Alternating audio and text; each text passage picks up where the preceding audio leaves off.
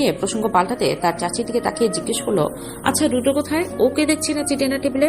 রুদ্রর মা চিন্তিত মুখে উত্তর দিলেন, হ্যাঁ রে এলটান, আমি ওকে বিকেল থেকে দেখছি না, বারবার কল দিচ্ছি কিন্তু ফোনও ধরছে না। আচ্ছা তুমি বেশি চিন্তা করো না, আমি খেয়ে উঠে ওকে কল করে দেখছি। এলটান আশ্বাস দিল। খাওয়া শেষে সবাই যখন রুমের দিকে যাচ্ছে তখন এলটান হঠাৎ গম্ভীর স্বরে ইজাকে থামালো। 5 মিনিটের মধ্যে বই নিয়ে আমার রুমে আসবে। ইজা অবাক হয়ে পেছনে ফিরে তাকালো। কেন? কাল যে তোমার আইটেম আছে তা কি ভুলে গেলে? প্রিপারেশন কি খুব ভালো? এলটানের স্বরে এখন কেবল একজন দায়িত্বশীল শিক্ষকের সুর। আমি সকালে উঠে পড়ে নেব, ইজা সংক্ষেপে উত্তর দিল।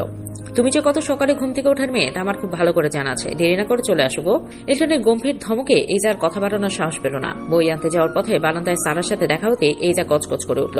তোর ভাই আস্ত একটা শয়তান, ডিকশনারিতে শয়তান শব্দের বদলে ওনার নাম রাখা উচিত। সারা ইজার কথায় সায় দিয়ে ফিক করে হেসে দিল। ইজা গটগট করে চলে যেতে সারা আপন মনে হাসতে লাগলো। এলটানের রুমের ভেতর পা রাখতেই এক অদ্ভুত প্রশান্তি অনুভব করলো ইজা। সিলিং থেকে ঝুলছে একটি বিশাল ক্রিস্টাল ঝাড়বাতি, যার টিমটিমে উষ্ণ আলো পুরো ঘরকে মায়াবী করে রেখেছে। ঘরের দেয়ালগুলো ধূসর এবং অফ হোয়াইট রঙের মিশেল, যা আভিজাত্যের পরিচয় দিচ্ছে। একদিকের পুরো দেয়াল জুড়ে বিশাল এক বুকশেলফ, যেখানে কয়েক হাজার মেডিকেল এবং সাহিত্যের বই সুশৃঙ্খলভাবে সাজানো। রুমের ডান দিকের দেয়ালটা সম্পূর্ণ কাচের তৈরি, যেখান থেকে রাতের শহর আর জ্যোৎস্নার আলো সরাসরি বিছানায় এসে পড়ে। মাঝখানে রাখা বিশাল কিং সাইজ বেড, মেঝে জুড়ে বিছানো হয়েছে পারস্য শৈলীর নরম কার্পেট। এই যে সব আভিজাত্য দেখে কিছুটা ভরকে গেল। সে তার বইগুলো শক্ত করে চেপে ধরে পড়ার ভান করে কোনার ডিক্কার একটি ভেলভেট সোফায় বসতে গেল, কিন্তু উত্তেজনায় হোক বা অন্যমনস্কতায় সোফায় বসতে গিয়ে পড়ে যায়। এটান একটা দীর্ঘশ্বাস পেলে এই জায়গায় একদম পাচাগোলা করে কোলে তুলে নিল। তার চোখে মুখে কৌতুক আর বিরক্তির এক অদ্ভুত সংমিশ্রণ। এলটান তার গভীর কণ্ঠে বলল, এখনো ঠিক করে বসতেও শিখলে না ড্রামা কুইন, তোমাকে দেখছি সারা জীবন কোলে নিয়ে ঘুরতে হবে। হঠাৎ এভাবে শুনে ভেসে উঠে ইজা প্রচন্ড লজ্জিত হলো। সে ছটফট করে বলল, ছাড়ুন আমাকে, নামিয়ে দিন বলছি। এলটান তার ভ্রু কুঁচকে তাকালো, একটু বাঁকা হেসে বলল, ছেড়ে দেবো? সত্যিই তো? হ্যাঁ ছাড়ুন। ইজা জেদ ধরে বলল। এলটান যেন কথা শোনার অপেক্ষাতেই ছিল। সে হাত আলগা করে ইজাকে নিচে ফেলে দিতে চাইল। মেঝেতে পড়ার ভরে ইজা আতঙ্কে চোখ বন্ধ করে চিৎকার দিয়ে এলটানের গলা জড়িয়ে ধরল। আরে আমাকে নিচে ফেলছেন কেন? সেফ জায়গায় নিয়ে বসান। ইজার এই কাণ্ড দেখে এলটানার হাসি চেপে রাখতে পারল না। তার গম্ভীর ব্যক্তিত্বের আড়ালে থাকা সেই মন খোলা হাসিটা ঘরের দেয়ালগুলোতে প্রতিধ্বনিত হলো। সে হাসতে হাসতেই ইজাকে নিয়ে স্টাডি টেবিলের আরামদায়ক চেয়ারটিতে বসিয়ে দিল। এক মুহূর্তে এলটানের হাসি মুখ আবার সেই চিরাচরিত গম্ভীর শিক্ষকের মতো হয়ে গেল। সে টেবিলের উপর রাখা ল্যাম্পটা জেলে দিয়ে হুকুমের সুরে বলল, নাও এবার বই খোলো। এই যে এবার বাধ্য ছাত্রীর মতো বই খুলল। রুমের এক কোণে ঘুটঘুটে অন্ধকারে হাঁটুতে মুখ গুজে বসে আছে রুদ্র। বাইরে চাঁদের আলো ঠিকরে বলল, এই ঘরটা যেন এক টুকরো শোকের আস্তানা। তার বন্ধুর বাসার এই গেস্ট রুমটাকে সে গত কয়েক ঘন্টায় দেবদাস হওয়ার উপযুক্ত স্থানে পরিণত করেছে। কানে ইয়ারফোন গোজা, চোখে পানি টলমল। ফোনের স্ক্রিনে একটা বিরহের গান চলছে, আর রুদ্র নিজেকে ভাবছে পৃথিবীর সব থেকে একা এবং ব্যর্থ প্রেমিক। গানের সুর যখন চরম মাত্রায় পৌঁছলো, রুদ্র চোখ বুজে গানের কথাগুলো অনুভব করছিল। কেন যে এত ভালোবাসা মরে যায় শুধু সময়। ঠিক তখনই রুদ্র হৃদয়ে বিদ্ধে থাকা সুরটা এক ঝটকায় কেটে গিয়ে উচ্চস্বরে এক মহিলা কণ্ঠে বেজে উঠল, বিম্বার, এতে আছে 100 লেবুর সুবাস। মুহূর্তে রুদ্রর শোকাতুর পরিবেশটা ধুলোয় মিশে গেল। রুদ্রর মনে হলো তার হৃৎপিণ্ডের উপর কেউ 100টা লেবু একসাথে চেপে দিয়েছে। সে রাগে আর বিরক্তিতে দাঁত কিরমির করে নিজের ফোনটা বিছানায় আছাড় মারল। 100 লেবুর গুষ্টি গিলাই। রুদ্র গজগজ করে উঠল। ছাতার মাথা, এরা শান্তিতে একটু বিরহ উপভোগ করতে দেয় না। একটা মানুষ মরলেও কি এরা বিজ্ঞাপন দিয়ে বলবে 100 লেবুর সুবাসে শেষ বিদায় দিন? সে হতাশায় চুলে হাত বলিয়ে আবার মেঝেতে বসে পড়ল। তার বিরহের তরি মাঝপথে 100 লেবুর সুবাসে ঢুকে গেছে। সে এখন কাঁদবে না হাসবে বুঝে উঠতে পারছে না। কিছুক্ষণ পর সে আবার কাঁদো কাঁদো মুখে বিড়বিড় করে বলল, আমার ভাগ্যটাই খারাপ, ভালোবেসেও শান্তি নেই। আবার ছ্যাঁকা খেয়ে বিরহ পালন করতে গেল এই 100 লেবুর বিজ্ঞাপন বাগড়া দেয়। দুনিয়াটাই নিষ্ঠুর। রুদ্রর ভাবনা জগৎটা সেকেন্ডে সেকেন্ডে রং বদলায়। একটু আগে যেখানে শোকের মাতম চলছিল সেখানে এখন উত্তেজনার পারতুঙ্গে। সে বিছানায় ধপাস করে বসে নিচের কপালে একটা চড় মারল। ওই মেয়েটা, ওর নামই তার মানে রিয়া ছিল। নিজের নাম নাচতে নাচতে বলেছে শয়তানটা, আর আমি গাধার মতো সেটা বিশ্বাস করে বসে আছি। রুদ্রের আগে ফুসতে ফুসতে বলতে লাগলো। তার মনে পড়লো রিয়া নামের সেই মেয়েটি তাকে কিভাবে ঘোল খাইয়েছিল, কিন্তু পরক্ষণেই তার মাথায় বিদ্যুতের মতো একটা বুদ্ধি খেলে গেল। তার মুখটা উজ্জ্বল হয়ে উঠল, যেন অন্ধকার ঘরে হঠাৎ কেউ 1000 পাওয়ারের বাতি জ্বালিয়ে দিয়েছে। ওয়েট, আমি তো ভাইকে বলেছি আমি রিয়ার প্রেমে পড়েছি, এই যা তো আর বলিনি। ওয়াও, এটা আগে মাথায় আসেনি কেন? ইয়েস, মনে হচ্ছে এই যাত্রায় বেঁচে যাব। রুদ্র খুশিতে বিছানায় একটা ডিগবাজি খেল, কিন্তু আনন্দের স্থায়িত্ব হলো মাত্র কয়েক সেকেন্ড। একটা নতুন দুশ্চিন্তা তীরের মতো তার বুকে এসে বিঁধল। সে থমকে গেল। না, তবে এই যা, সরি, ভাবি যদি ভাইকে বলে দেয় আমি তাকে এতদিন ডিস্টার্ব করেছি, ভাইয়া তো আস্ত একটা জল্লাদ, আমাকে আস্ত রাখবে না। রুদ্র কাল্পনিক দুনিয়া দেখলো এলটান ভাইয়া তার কিডনি, লিভার, হার্ট নিয়ে লবণ মরিচ লাগাচ্ছে। না, ভয় তার আত্মা খাঁচা ছাড়া হওয়ার অবস্থা। সে আবার আতঙ্কিত হয়ে ফুপিয়ে উঠল, কিন্তু পরক্ষণেই আয়নার সামনে গিয়ে নিজের প্রতিচ্ছবির দিকে তাকিয়ে বুক ফুলিয়ে দাঁড়ালো। নিজের চুলে একটা ঝাড়া দিয়ে সে বিড়বিড় করলো, না রুদ্র, তুই সাহসী, লেটস গো। বিপদের সম্মুখীন হতে শিখ, মনে রাখিস তুই পৃথিবীর সবচেয়ে সাহসী ব্যক্তি। রুদ্র যখন আয়নার সামনে দাঁড়িয়ে নিজেকে পৃথিবীর সবচেয়ে সাহসী ব্যক্তি বলে মোটিভেশন দিচ্ছিল, ঠিক তখনই তার পকেটে থাকা ফোনটা বিকট শব্দে বেজে উঠল। শান্ত করে হঠাৎ এমন শব্দে বেচারা রুদ্র ভয় পেয়ে 3 হাত লাফিয়ে উঠল। কলিজাটা যেন মুখ দিয়ে বেরিয়ে আসার উপক্রম। কাপা কাপা হাতে ফোনটা বের করে স্ক্রিনের দিকে তাকাতেই তার হার্টবিট বন্ধ হওয়ার দশা। উপরে বড় বড় অক্ষরে জলজল করছে ভাইয়া। রুটোর কপালে সাথে সাথে ঘাম জমে গেল। এলটান ভাইয়া কল করেছে, মানে নিশ্চিত কোনো বিপদ। সে ঢোক গিলে বিড়বিড় করে বলতে লাগলো, লা হাওলা ওয়ালা কুওয়াতা ইল্লা বিল্লাহ। ভয় কাটাতে কাটাতে সে ফোনের দিকে তাকিয়ে ফিসফিস করে বলতে লাগলো, শান্ত রুদ্র শান্ত, ভাইয়াকে বুঝতে দিবি না যে তুই ভয়ে আছিস, বিয়া ম্যান। সে ফোনটা রিসিভ করে কানে ধরলো। ওপাশ থেকে এলটানের সেই ভারী আর গম্ভীর কণ্ঠস্বর ভেসে এলো, কই তুই? কাল সকালের মধ্যে যদি তোকে বাসায় না দেখি তবে তোকে আমি ল্যাবে চালান করে দেবো, কথা পরিষ্কার? রুটুর মুখ দিয়ে কোনো কথা বের হচ্ছে না। সে কোনো মতে বলল, ঠিক আছে ভাইয়া, জাস্ট ফ্লাইং করে চলে আসবো। শপিং মলের ঝলমলে আলো নিচে সারা আর মেহরাবের খুনসুটি যেন থামার নামই নেই। একটু আগে পার্কিং লটে মেহরাবকে ইচ্ছে মতো কিলচর ঘুষি মেরে নিজের হাতের সুখ করে নিয়েছে সারা। বেচারা মেহরাব এখন গালে হাত দিয়ে ব্যথায় কুকড়ে আছে, আর সারা রাজকীয় ভঙ্গিতে কসমেটিক্স শপের দিকে এগোচ্ছে। সারা একটা দামি লিপস্টিকের শেড পরীক্ষা করতে করতে আর চোখে মেহরাবের দিকে তাকালো। মেহরাবের বিমর্ষ মুখ দেখে তার মায়া লাগা তো দূর, উল্টো জেদ আরো বেড়ে গেল। সে মেহরাবের দিকে আঙুল উঁচে বেশ দাপটের সাথে বলল, আমার সব জিনিস একদম সুদে আসলে কিনে দেবে, বুঝলে? ওই যে আমার মেকআপ বক্সটা সেদিন নষ্ট করেছিলে, আর আজ সকালে যে ফালতু মজাটা করলো, সবকিছুর জরিমানায় দিতে হবে আজ তোমাকে। মেহরাব পকেট থেকে মানিব্যাগটা একবার বের করে করুণ চোখে তাকিয়ে দীর্ঘশ্বাস ফেললো। বিড়বিড় করে বলল, জরিমানা তো দিচ্ছি, তার উপর যে মারটা মারলে, আমার তো মনে হচ্ছে মেকআপ বক্সের বদলে আমার হাড় গড় মেরামতের বিল দিতে হবে। সারা ভ্রুকুচকে ফিরে তাকাতে মেহরাব চট করে একটা 32 দাঁত বের করা হাসি দিয়ে বলল, আরে না না, আমি বলছিলাম যে শুধু কসমেটিক্স কেন, আপনি চাইলে ওই পাশের দামি ব্যাগটাও নিতে পারেন, আপনার খুশিতেই তো আমার সুখ। সারা এবার বিজয়ের হাসি হাসলো, এই তো লাইনে এসেছো, চলো এবার আইশ্যাডো প্যালেটগুলো দেখি। শপিং মলের মেকআপ কাউন্টারের সামনে তাদের কাণ্ড দেখে আশেপাশের লোকজন রীতিমতো হা করে তাকিয়ে আছে। মেহরাব এক হাতে সারার 4-5টা শপিং ব্যাগ ধরে আছে, আর অন্য হাতে নিজের গাল চুলকাচ্ছে, যেখানে একটু আগে সারা তার নখের আলতো আদর দিয়ে এসেছে। সারা একটা দামি ফাউন্ডেশনের বোতল হাতে নিয়ে মেহরাবের দিকে এগিয়ে এলো। এই যে মিস্টার, এদিকে মুখ করুন তো। মেহরাব 2 কদম পিছিয়ে গিয়ে আতঙ্কিত স্বরে বলল, আবার গন্ধ ছড়িয়েছে, দম বন্ধ হয়ে আসছে আমার। এই যে হনহনিয়ে চলে গেল। রিয়া কিছুই না বুঝে তার পেছনে দৌড় দিল। ওদিকে করিডোরে দাঁড়িয়ে থাকা এলটান যদিও ফাইলের দিকে তাকিয়েছিল, কিন্তু তার তীক্ষ্ণ নজর এইজাকে ঠিকই স্ক্যান করে নিয়েছে। এইজার রাগী মুখ আর হনহনিয়ে চলে যাওয়া দেখে তার ঠোঁটের কোণে সেই চেনা বাঁকা হাসিটা ফুটে উঠল। সে ফাইলটা বন্ধ করে চশমাটা নাকের উপর ঠিক করে নিল। পাশে থাকা কলেজটির কথা তার কানে তখনও বাজছে, কিন্তু মনে মনে সে বলছে অন্য কথা। মেয়েরা আর যাই হোক, নিজের জেলাসি কিন্তু মোটেও লুকাতে পারে না, তাই না মিসেস এলটন? রাগলে তোমাকে যে কত সুন্দর লাগে তা যদি তুমি আয়নায় দেখতে ড্রামা কুইন। ক্লাসরুমের একদম পেছনের বেঞ্চে বসে এইজা যেন আগ্নেয়গিরির মতো ফুসছে। রিয়া কয়েকবার তার হাত ধরে জিজ্ঞেস করেছে, কিরে তোর মুখটা জবা ফুলের মতো লাল হয়ে আছে কেন, শরীর খারাপ? এই যে স্রেফ একটা তপ্ত নিঃশ্বাস ফেলে জানালা দিয়ে বাইরে তাকিয়ে রইল। ঠিক সেই সময় এলটান এহসান গটগট করে ভেতরে ঢুকলো, সব মেয়েরা তার দিকে তাকিয়ে। এই যে বিরক্তি ভরে চারিদিকের মেয়েদের দিকে তাকালো, মনে গজগজ করে উঠল, দুনিয়াতে কি আর ছেলে নেই? এর উপরে সবার ক্রাশ খেতে হলো, ওর মধ্যে এমন কি আছে? আবারও আর চোখে এলটানের দিকে তাকাতেই তার অবচেতন মন সায় দিল। অবশ্য লোকটা সত্যিই মাশাআল্লাহ, বড় বেশি সুদর্শন। এলটান তার ডায়েরিটা টেবিলের উপর সচরে রাখলো, চশমাটা নাটের উপর ঠিক করে নিয়ে গম্ভীর স্বরে লেকচার শুরু করলো। পুরো ক্লাসে এলটানের গুরুগম্ভীর কণ্ঠস্বর প্রতিধ্বনিত হচ্ছে। এই যা আজ পড়াশোনায় মন দিতে পারছিল না, সে কেবল এলটানকে পর্যবেক্ষণ করছিল। স্পেসে দাঁড়ানো এই মানুষটা কত রাগী আর গম্ভীর, কিন্তু এই মানুষটাই তো তার সাথে থাকলে একদম পাল্টে যায়, কখনো অদ্ভুত সব খুনসুটি করে, কখনো বা আগলে রাখে। হঠাৎ করে এইজার মাথায় একটা খটকা লাগলো। তার খালা এলটন সম্পর্কে যা যা বলেছিল সেগুলো কি সত্যিই সত্যি? এলটন কি আসলেই তেমন কোনো মানুষ, নাকি সে খালার মিথ্যে জালে জড়িয়ে এলটনকে ভুল বুঝছে? ভাবনা রাজ্যে হাবুডুবু খেতে খেতে ক্লাসের সময় শেষ হয়ে এলো। এলটন চলে যেতেই এইজা যখন অন্যমনস্ক হয়ে নিজের ব্যাগ গোছাচ্ছিল, তখনই তার এক সহপাঠী দৌড়ে এসে বলল, এইজা, এলটন স্যার তোকে ওনার কেবিনে ডাকছেন, এক্ষুনি যেতে বললেন।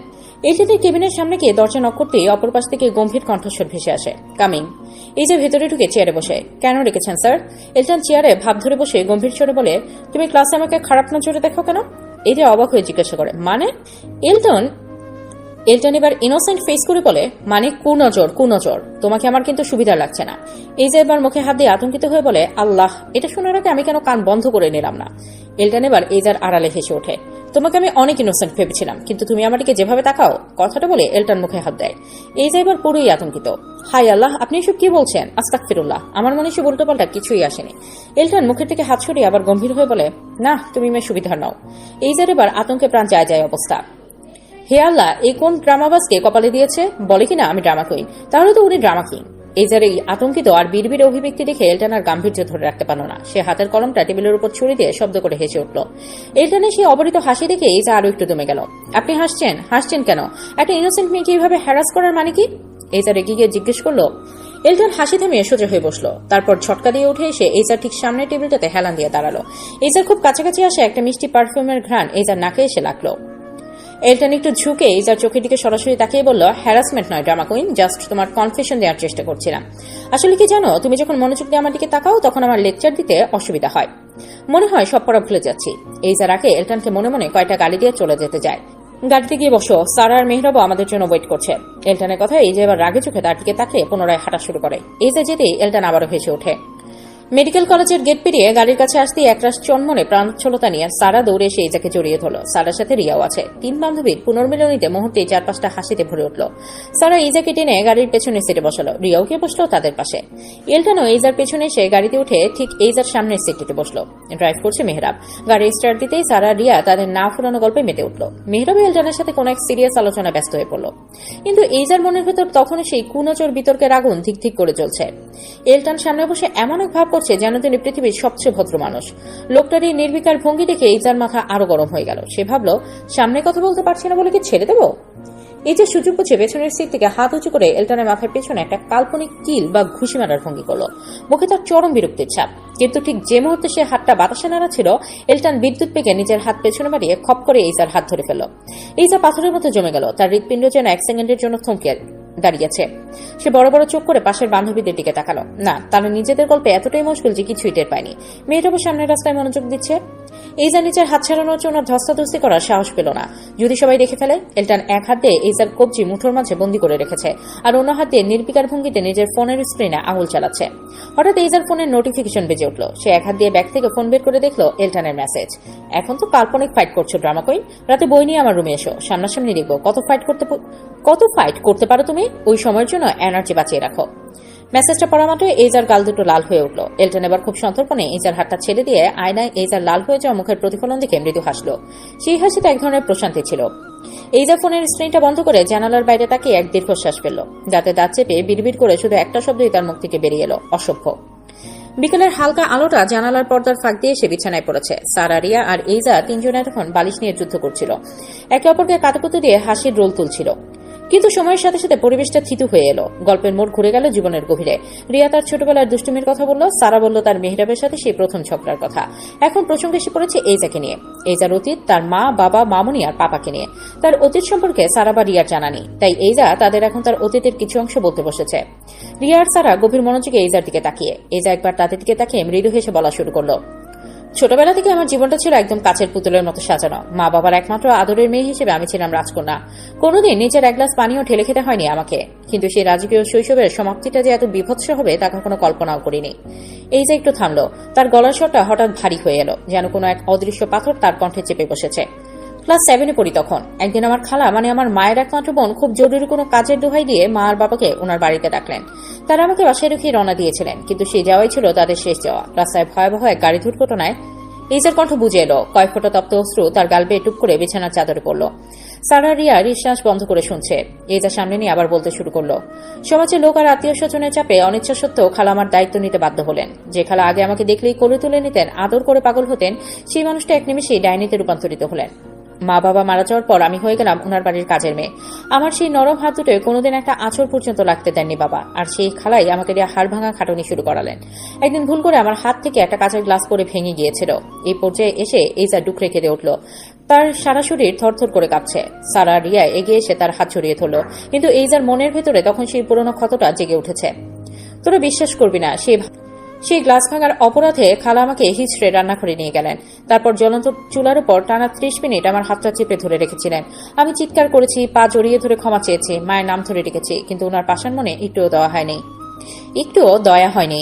সেই দিন আমি বুঝেছিলাম রক্তের সম্পর্কের চেয়েও মানুষের ভেতরে লুকিয়ে থাকা পশুত্ব কতটা শক্তিশালী হতে পারে। সারা রিয়ার বুকটা এক অজানিত ব্যথায় ধক করে উঠল। শুধুমাত্র লোকে কি বলবে সেই ভয়ে আমাকে কোনো মতে কলেজে পড়ার সুযোগ দিয়েছিলেন তিনি। তাও সারাদিন বাড়ির কাজ শেষ করে মাঝরাতে পড়তে বসতাম। এভাবে চলতে চলতে একদিন আমার জীবনে মিরাকল হয়ে এলেন মামুনি আর পাপা। তাদের একটা মেয়ে ছিল, ঠিক আমারই বয়সী। সেও এক দুর্ঘটনায় মারা গিয়েছিল। ওনারা আমাকে প্রথম দেখার পর কেন জানি নিজেদের মেয়ের প্রতিচ্ছবি খুঁজে পেয়েছিলেন, আর সেই থেকে শুরু হলো আমার নতুন জীবন। এই যে এবার চোখের পানি মুছে একটা ম্লান কিন্তু তৃপ্তির হাসি হাসলো। কারোর কয়লা তো কারোর হীরা। ওনারা আমাকে হীরা মনে করে আগলিয়ে নিলেন। গত 2 বছরে আমি যে শান্তি, তার পেছনে স্বয়ং আজরাইল ধাওয়া করছে। হিতাহিত জ্ঞান হারিয়ে সে এক ঝটকায় রিয়াকে আলুর বস্তার মতো কাঁধে তুলে নিল। বসে থাকার সময় নেই, দৌড়া রুদ্র।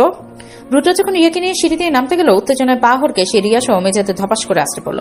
ও আল্লাহ গো, আমার কোমর তো গুরু হয়ে গেল। রিয়া ব্যথায় আর্তনাদ করে উঠল। এলটনের পায়ের শব্দ সিঁড়িতে স্পষ্ট হচ্ছে। রুদ্র পাগলের মতো হয়ে রিয়াকে আবারও কাঁধে তুলে নিয়ে মরণ দৌড় শুরু করলো। দৌড়াতে দৌড়াতে হাঁপাতে হাঁপাতে বলল, বইন তুই শুধু চুপ থাক, কথা দিতেছে তোর আমি কালকে নতুন কোমর কিনে দিব, একদম ইম্পোর্টেড কোমর, এখন শুধু আমাকে বাঁচা। রুদ্র যখন রিয়াকে নিয়ে সদর দরজার দিকে উধাও হলো, তখন সিঁড়ির মাথায় এসে দাঁড়ালো এলটান। ভ্রুকুচকে নিচের দিকে তাকিয়ে বিড়বিড় করলো, কিছু একটা কি মেঝেতে আছাড় খেলো? দুপুরের তপ্ত রোদে চারপাশটা যখন খা খা করছে, তখন এহসান ভিলার বাগানের ঘন ছায় ঘাসের উপর আয়েশ করে বসে আছে এইজা। তার কোলে একটা ধবধবে সাদা পশমি বিড়াল। বিড়ালটা গুটিসুটি মেরে শুয়ে আছে, আর এইজা পরম মমতায় তার নরম গায়ে হাত বুলিয়ে দিচ্ছে। এইজার চোখে মুখে এক শান্ত স্নিগ্ধ আভা। ঠিক সেই মুহূর্তে সাদা অ্যাপ্রনটা হাতে নিয়ে হসপিটাল থেকে ফিরল এলটান। ক্লান্ত শরীর নিয়ে বাগানের পাশ দিয়ে যাওয়ার সময় তার চোখ পড়ল এই মনোমুগ্ধকর দৃশ্যের উপর। দুপুরের রোদে ঘামতে থাকা এইজাকে ওই অবস্থায় দেখে এলটনের সব ক্লান্তি যেন এক নিমিষেই কর্পূরের মতো উড়ে গেল। তার ঠোঁটের কোণে ফুটে উঠল সেই পরিচিত দুষ্টুমি ভরা হাসি। সে পা টিপে টিপে ঘাসের উপর দিয়ে এগিয়ে গেল এইজার ঠিক পেছনে। তারপর একটু ঝুঁকে এইজার কানের একদম কাছে মুখ নিয়ে খুব নিচু স্বরে ফিসফিস করে বলে উঠল, মিয়াও। হঠাৎ কানের কাছে এমন অদ্ভুত ডাক শুনে এইজা ভয়ে আর চমকে 1 ফুট লাফিয়ে উঠল। কোলে থাকা বিড়ালটাও ভয় পেয়ে এক লাফে ঝোপের আড়ালে উধাও। এইজা বুকে হাত দিয়ে হাঁপাতে হাঁপাতে পেছনে ফিরে দেখলো এলটান দাঁড়িয়ে মিটিমিটি হাসছে। এইজার ওই ভয়ার্ত আর বোকা বড় যাওয়া চেহারা থেকে এলটান আর নিজেকে ধরে রাখতে পারল না। সে মাথা পেছনে হেলিয়ে শব্দ করে হেসে উঠল। বাগানের নিস্তব্ধতা ভেঙে সেই হাসির শব্দ প্রতিধ্বনিত হতে লাগলো। এইজা প্রথমে রাগ করতে চাইলেও হাসি খুশি এলটানকে দেখে সে যেন পাথরের মতো জমে গেল। চশমা জোড়া আজ শার্টের পকেটে গোজা, কপালের উপর অবাধ্য কিছু চুল এসে পড়েছে।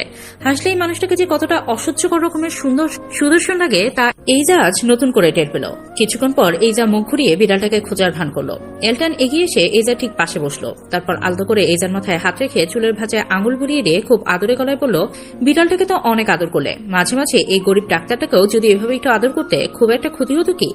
এলটানের এই অপ্রত্যাশিত ঢং আর আদিক্ষেতা ভরা কথা শুনে এইজার গাল দুটো মুহূর্তেই আগুনের মতো লাল হয়ে উঠল। সে আর চোখে এলটানের দিকে তাকিয়ে মনে মনে শুধু একটা শব্দই আওড়ালো, অসভ্য।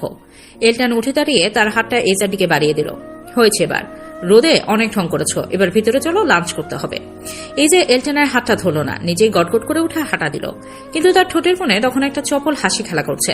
এলটান পেছনে পেছনে হাঁটতে হাঁটতে আবার মৃদুস্বরে ডাকলো, কই গেল গো আমার বিড়াল নিয়ে? এহসান ভিলার বিশাল ডাইনিং টেবিলে রাজকীয় লাঞ্চের আয়োজন। সারা আর এইজা পাশাপাশি বসে খেতে খেতে ফিসফিস করে একে অপরকে নিয়ে হাসাহাসি করছিল। এলটান চুপচাপ শান্ত ভঙ্গিতে খেয়ে যাচ্ছিল, মাঝে মাঝে এইজার দিকে তাকিয়ে মৃদু হাসছিল। হঠাৎ করে এই পরিবেশটা গম্ভীর হয়ে গেল এলটানের বাবার কথায়। এলটান, কাল তুমি হসপিটাল থেকে একটা ছুটি নেবে। এলটান খাওয়ার মাঝখানে একটু থামলো, বাবাটিকে জিজ্ঞাসা দৃষ্টিতে তাকিয়ে বলল, কেন বাবা, কোনো বিশেষ কাজ আছে?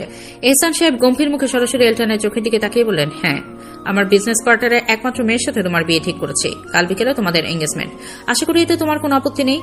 মুহূর্তের মধ্যে ডাইনিং টেবিলের সেই আনন্দঘন পরিবেশটা যেন জমে বরফ হয়ে গেল। এইজার হাতটা মাঝপথেই থেমে গেল। তার বুকের ভেতরটা হঠাৎ এমনভাবে ধক করে উঠল যেন কেউ সজোরে হাতুড়ি দিয়ে আঘাত করেছে।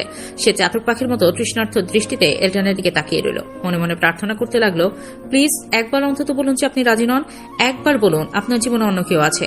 কিন্তু সবাইকে অবাক করে দিয়ে এলটান খুব শান্ত আর স্বাভাবিক স্বরে বলল, তুমি যা ভালো মনে করো বাবা, তোমার সিদ্ধান্তের উপর আমার কোনো কথা নেই। এলটনের এই নির্বিকার উত্তর যেন এইজার কানে গরম শিশার মতো বিঁধল। তার গলার কাছে কিছু একটা দলা পাকিয়ে এলো। এই যে মানুষটা একটু আগে বাগানে বসে তাকে নিয়ে অতশত আদিক্ষেতা করলো, বিড়ালনি বলে ডাকলো, সে এত সহজে অন্য কাউকে মেনে নিল? চারপাশে হাসাহাসি আর আনন্দের রোল পড়ে গেল। সবাই এঙ্গেজমেন্টের প্রস্তুতি নিয়ে আলোচনা শুরু করলো। কিন্তু হাসির শব্দের মাঝে এইজা যেন একলা এক দ্বীপের মতো বিচ্ছিন্ন হয়ে গেল। তার চোখ দুটো ছলছল করে উঠল। চোখের পানি টুপ করে নিচে পড়ে যাওয়ার আগে সে তাড়াতাড়ি উঠে দাঁড়ালো। আমার খাওয়া শেষ হয়ে গেছে, আসছি। কোনো মতে অস্পষ্ট স্বরে কথাটা বলে সে প্রায় দৌড়ে ঘর থেকে বেরিয়ে গেল। এলটান এক পলক এইজার চলে যাওয়ার পথের দিকে তাকালো। তার চোখে তখন এক রহস্যময় ছিলি। রাত তখন গভীর, সারা বাড়ি নিঝুম হয়ে আছে। ডাইনিং রুমের হালকা নাইট ল্যাম্পের আলোয় চারপাশটা ছায়াময়। এইজার দু চোখ কান্নায় ফুলে লাল হয়ে আছে, গলাটাও শুকিয়ে কাঠ। রুমের চোখ খালি দেখে সে একটু পানি নিতে নিচে নেমেছিল, কিন্তু সিঁড়ি দিয়ে নামতেই রান্নাঘরের সামনে ছায়ামূর্তিকে দেখে ভয় তার কলিজা শুকিয়ে গেল। এই যে মুখ চেপে ধরে একটা মৃদু চিৎকার দিল। উল্টো দিকে রুদ্রের অবস্থা আরো শোচনীয়। সে মাত্রই বাহির থেকে ফিরেছে, ভেবেছিল সবাই গভীর ঘুমে। এই সুযোগে চোরের মতো নিজের রুমে ঢুকে পড়বে, কিন্তু এই জায়গায় দেখে সেও পাথরের মতো জমে গেল। এই যে যখন দেখলো সামনে রুদ্র দাঁড়িয়ে, সে এগিয়ে গিয়ে অবাক হয়ে বলল, আরে আপনি রুদ্র না? আপনি তো আমার পিছে পিছে ঘুরঘুর করতেন, আমাকে ডিস্টার্ব করতেন। আপনি এই মাঝরাতে এহসান ভিলায় কি করছেন? রুদ্রের অবস্থা তখন মরমর। ধরা যখন পড়েই গেছে, তখন সে একগাল হাসি দিয়ে কায়দা করে বলে উঠল, আরে ভাবি যে কতদিন পর দেখা, তা ভাবি শরীর স্বাস্থ্য কেমন? এই যে কিছু একটা বলতে যাবে, ঠিক তখনই ওপর থেকে হিমশীতল এক গভীর কণ্ঠস্বর ভেসে এলো। কি হচ্ছে ওখানে? সিঁড়ির উপর দাঁড়িয়ে আছেন এলটান, পরনে নাইট ড্রেস, চোখে চশমা নেই, কিন্তু তার চাউনিটা বাঘের মতো তীক্ষ্ণ। এলটানের কণ্ঠ শুনে রুদ্রর হাঁটুর কাঁপানি এবার মিউজিক বিটের মতো শুরু হয়ে গেল। এই যে এলটানের দিকে এক পলক তাকিয়ে নিজের অভিমানী মনটা নিয়ে গটগট করে নিজের রুমে চলে গেল। এই যা যাওয়ার সময় এলটান তার ওই ফোলা ফোলা লাল চোখ দুটো খুব কাছ থেকে পর্যবেক্ষণ করলো। এলটানের বুকের ভেতরটা হু হু করে উঠল। হঠাৎ তার নজর পড়ল রুদ্রর দিকে। ডিস্টার্ব আর পিছন ঘুরঘুর শব্দটুকু তার কানে বিষ ঢেলেছে। সে ধীর পায়ে নিচে নেমে ডাইনিং টেবিল থেকে ফলের ঝুড়ির পাশে থাকা চকচকে একটা ছুরি তুলে নিল। ডিস্টার্ব, পিছে পিছে ঘুরঘুর, বলিস কি রুদ্র? এলটান কথাগুলো বলতে বলতে ধীর লয়ে রুদ্রর দিকে এগোতে লাগলো। রুদ্রর মনে হলো তার আয়ু ফুরিয়ে এসেছে। সে এক পা করে পেছাতে পেছাতে ডাইনিং টেবিলের সাথে বাড়ি খেলো। পালানোর আর কোনো পথ নেই। এলটান রুদ্রর একদম গলার কাছে গিয়ে ছুরিটা হাতে নাচাতে নাচাতে অদ্ভুত শান্ত সুরে জিজ্ঞেস করলো, সত্যি করে বলতো তুই কার প্রেমে পড়েছিলি আর কার পিছে ঘুরঘুর করতে? রুদ্র তখন ঘাম দিয়ে জ্বর আসার উপক্রম। সে চোখ বন্ধ করে নিজেকে বাঁচানোর শেষ চেষ্টা হিসেবে সুরে সুরে গেয়ে উঠল, রিয়া, ও রিয়া, সেই আমার প্রিয়া, বিশ্বাস করো ভাইয়া, ও ছাড়া আমার জীবনে কেউ নেই। এলটান এক মুহূর্তে স্থির হয়ে রুদ্রর দিকে তাকালো। তারপর এক চিলতে বাঁকা হাসি দিয়ে ছুরিটা রুদ্রর গলার একদম কাছে থেকে ফিসফিস করে বলল, ওই রিয়াই যদি তোর প্রিয়া হয় তবেই ভালো, নয়তো। এলটান আচমকা ছুরিটা সজোরে টেবিলের উপর গেঁথে দিল আর দাঁতে দাঁত চেপে বলল, গ্যাচাং ফু। কথাটা বলেই এলটান গম্ভীর পায়ে উপরে চলে গেল। রুদ্র কয়েক সেকেন্ডে স্তব্ধ হয়ে দাঁড়িয়ে রইল। তারপর ছুরিটার দিকে তাকে এক লম্বা দীর্ঘশ্বাস ছেড়ে টুপ করে মেঝেতে অজ্ঞান হয়ে পড়ে গেল।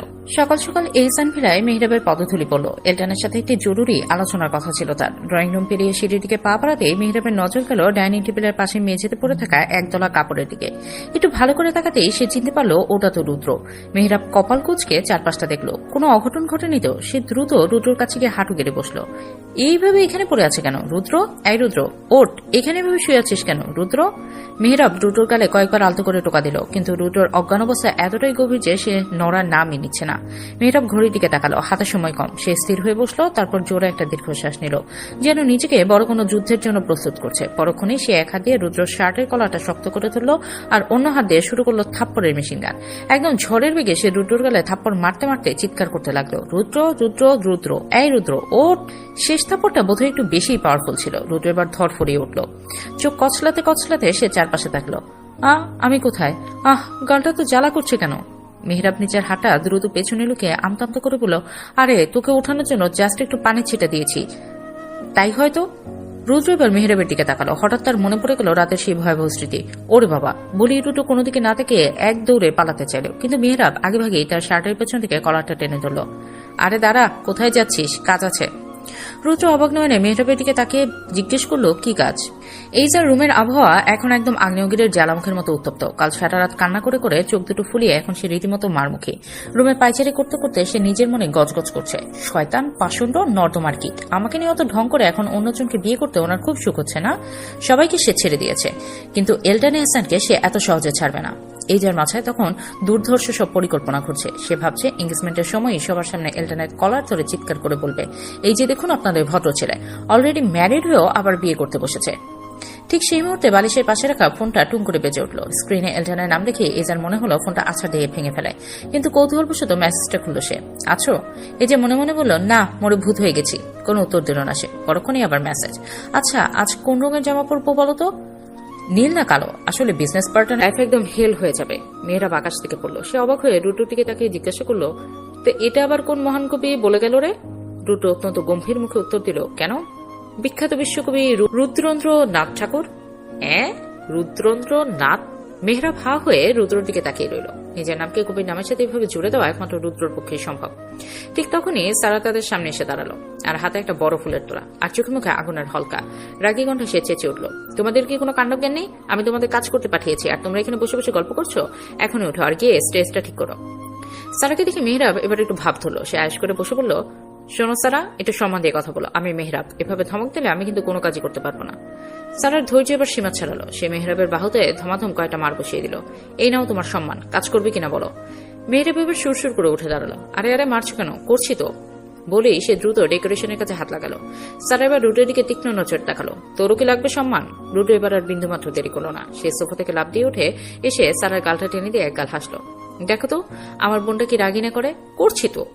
সন্ধ্যা হতে সবার মনে চিন্তা আসে এইজাকে এবার কিভাবে বুঝিয়ে নিচে আনা যায়। অবশেষে সারাকে সাহস যুগে এইজা রুমের দিকে গেল। সবাই তীব্র আশা নিয়ে তার দিকে তাকিয়ে আছে, কিন্তু সবাইকে চমকে দিয়ে সারা দরজায় টোকা দেওয়ার আগেই শব্দ করে দরজাটা খুলে গেল। সারাকে অবাক করে দিয়ে এইজা ধীর পায়ে বেরিয়ে এলো। তার পরনে জমকালো নীল রঙের একটি লেহেঙ্গা, যে কৃত্রিমালয় তার রূপকে কয়েকগুণ বাড়িয়ে দিয়েছে। আশ্চর্যের বিষয় হলো এই নীল রংটা হুবহু এলটানের পরা নীল শেরওয়ানির সাথে মিলে গেছে। এইজাকে নিচে নামতে দেখে এলটানের অজান্তেই তার এক হাত বুকের বাঁ পাশে চলে গেল। হৃৎপিণ্ডটা যেন আজ নিয়মের বাইরে স্পন্দিত হচ্ছে। সে অপলক দৃষ্টিতে নিজের ড্রামা কুইনের দিকে তাকিয়ে রইল। এইজা এলটানের দিকে তাকাচ্ছিল না ঠিকই, কিন্তু সে তার দৃষ্টির তীব্রতা হাড়ের মজায় অনুভব করছিল। এইজার রাগ তখন সপ্তম আসমানে। অন্য একটা মেয়ের সাথে আংটি বদল হতে যাচ্ছে, আর লোকটা এখনো নির্লজ্জের মতো আমার দিকে তাকিয়ে আছে। ঠিক তখনই নিস্তব্ধতা ভেঙে মেহরাব দরজার দিকে তাকিয়ে চিৎকার করে উঠল, ওরা চলে এসেছে, মেহমানরা এসে গেছে। এইজার মনে হলো তার মাথায় কেউ আকাশ ভেঙে ফেলেছে। তার মানে কি এলটনের হবু স্ত্রী চলে এসেছে? রাগে আর দুঃখে এইজার হিতাহিত জ্ঞান হারিয়ে গেল। সে তড়িৎ বেগে ভিড় ঠেলে এগিয়ে গেল এলটনের দিকে। কোনো কিছু না ভেবেই সবার সামনে এলটনের শেরওয়ানির কলারটা খপ করে ধরে নিচের দিকে টেনে তাকে কিছুটা নিচু করলো। ছলো ছলো চোখে রাগে ফেটে পড়ে সে বলল, লজ্জা করে না? ঘরে বউ রেখে অন্য কাউকে বিয়ে করতে যাচ্ছেন? মুহূর্তের মধ্যে পুরো ভিলা নিস্তব্ধ।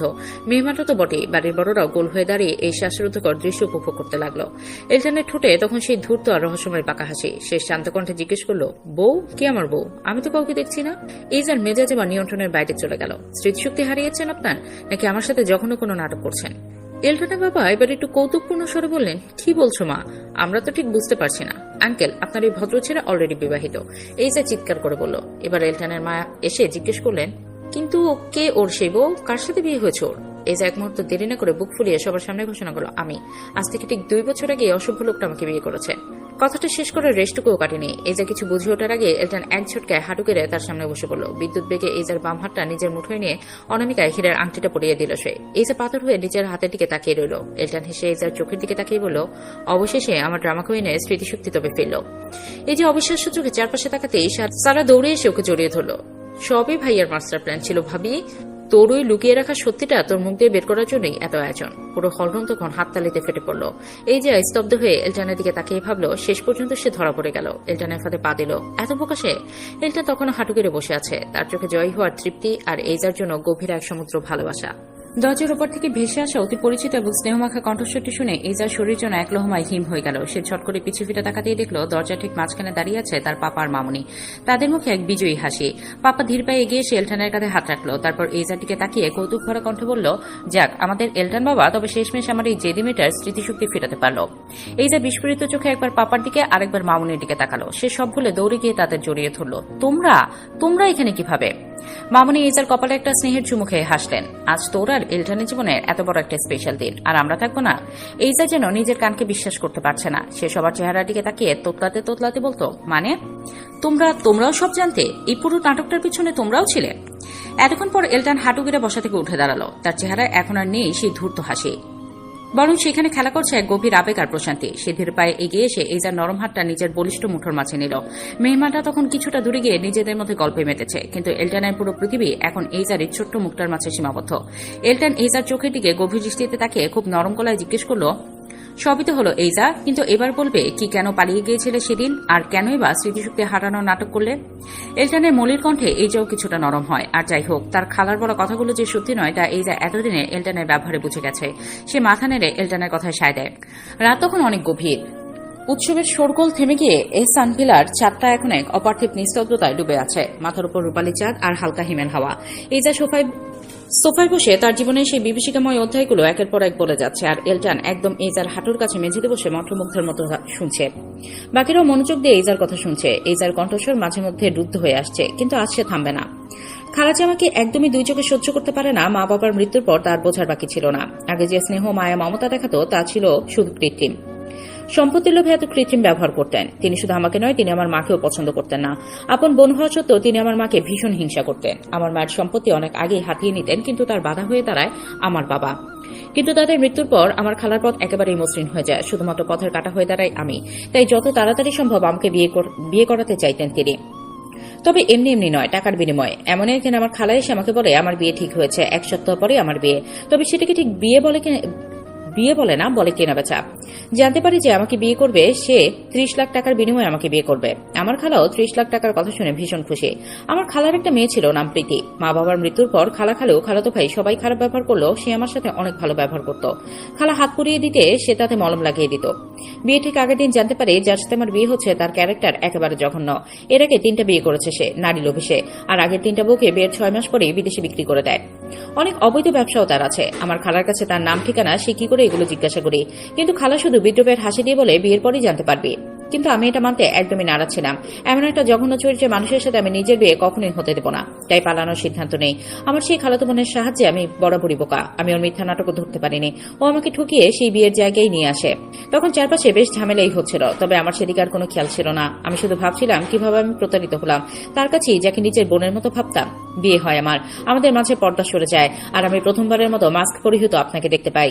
এই পর্যায়ে কথাটা বলে এলটানের দিকে তাকাইয়ে যা। তারপর শুরু হয় ঝামেলা। আমার খালা এসে আপনার কাছে টাকা চায়, আরো কত কি যেন ঝামেলা হয়, সেসব আমার জানা নেই। তবে সেই মুহূর্তটাকে আমি আমার পালানোর সুযোগ মনে করি। বিয়ে হয়েছে তো কি হয়েছে, এভাবে আমার জীবন তো শেষ হয়ে যেতে পারে না। পালাতে গিয়ে আমি মামুনি আর পাপার গাড়ির সাথে ধাক্কা খাই। তারা তাদের একমাত্র মেয়েকে কবর দিয়ে আসছিল। আমাকে দেখে তারা গাড়ি থেকে নামে। সে সময় আমার বেশি কিছু মনে নেই, শুধু মনে আছে একজন এসে তৎক্ষণাৎ আমাকে কোলে তুলে নিয়ে দৌড়াতে শুরু করে। তখন বুঝিনি সে কে ছিল, তবে এখন বুঝছি বৃষ্টি ভরা সেই রাতে যে আমাকে কোলে নিয়েছিল সেটা আপনিই ছিলেন, তাই তো? এইজার কথায় এলটান মাথা নেড়ে সায় দেয়। আমার জ্ঞান ফিরে হসপিটালে। জ্ঞান ফিরতেই আমি উঠে আবার পালানোর চেষ্টা করি। তখন দরজার কাছে আপনাকে দাঁড়িয়ে থাকতে দেখি। বুঝতে পারছিলাম না কি করব। বেডে গিয়ে আবার শুয়ে পড়ি। হঠাৎ ডাক্তার আর মামুনি পাপা ঢুকে। মাথায় তখন হঠাৎ এলো স্মৃতিশক্তি হারানোর নাটক করি। তাই করলাম। মজার ব্যাপার, ডাক্তারও আমার সাথে সায় দিয়ে বলে অতিক্রমার কারণে আমার গত 1 বছরের স্মৃতি হারিয়ে গেছে। এরপর মামুনি পাপা আপনার কথা অনেক বোঝানোর চেষ্টা করে। আমি ইচ্ছে করি সব অস্বীকার করি আর ঝামেলা করি। তারপর হঠাৎ শুনতে পারি আমি এখন থেকে মামুনি পাপার সাথেই থাকবো। সদ্য নিজের মেয়েকে হারিয়ে তারা আমার মধ্যে নিজের মেয়েকে খুঁজে পায়। তাদের সাথে যাওয়ার আগে আমি জানতে পারি আপনিও একজন ডাক্তার। এই তো তারপরে আমার নতুন জীবন। ভেবেছিলাম আপনি আমায় ভুলে গেছেন, কিন্তু তোমার মতো স্টুপিডকে আমার পক্ষে ভোলা সম্ভব নয়। এই তার মাথায় হালকা বাড়ি দিয়ে কথাটা বলে এলটান। দাঁড়ায় অভিমানী কণ্ঠে বলে, শেষমেশ তুমি আমাকে ওই লম্পট নাহিদ ভাবলে? মানে? এই যা অবাক হয়ে জিজ্ঞাসা করে। এলটান আবার দীর্ঘশ্বাস ফেলে বলে, তাহলে এবার বাকি কাহিনী শোনো। একদিন ড্যাড এসে আমাকে বলে আমার জন্য একটা মেয়ে পছন্দ করেছে। আমি বরাবরই প্রেম ভালোবাসা ভীষণ ইউজলেস জিনিস মনে করতাম। আমার কাছে যা বেশি প্রায়োরিটি পেত তা হলো আমার মেডিকেল লাইফ। তাই বরাবরের মতো ওই দিনও আমি ড্যাডের কাছে ইগনোর করি। ড্যাড ভীষণ রিকোয়েস্ট করেছিল মেয়েটিকে একবার দেখার জন্য, কিন্তু আমি শুনিনি। এরপরে কিছুদিন পর মন খারাপ করে ড্যাডের অফিসে যাই, আর তখনই প্রথমবারের মতো আমার ড্রামা কিনকে দেখি। বলেছিলাম তোমায়, রিমেম্বার? একটা উইঙ্ক দিয়ে এলটান এইজাকে বলে। এইজারও মনে পড়ে সেই দিনের কথা, যেদিন এলটান তাকে প্রথমবারের মতো জড়িয়ে ধরেছিল। তার মানে এলটান তার কথাই বলছিল? এইজা ভীষণ অবাক হয়ে এলটানের দিকে তাকায়। এলটান আবারও বলা শুরু করে। সেদিনের পর থেকেই বুঝলাম প্রেম মোটেও ইউজলেস জিনিস নয়, বরং এক চমৎকার জিনিস। তোমার সকল খোঁজ নেওয়া শুরু করি। জানতে পারি তোমার খালু আমার বাবার কোম্পানিতে জব করে, আর তুমি মাঝে মধ্যেই তোমার খালুকে লাঞ্চ দিতে আসতে।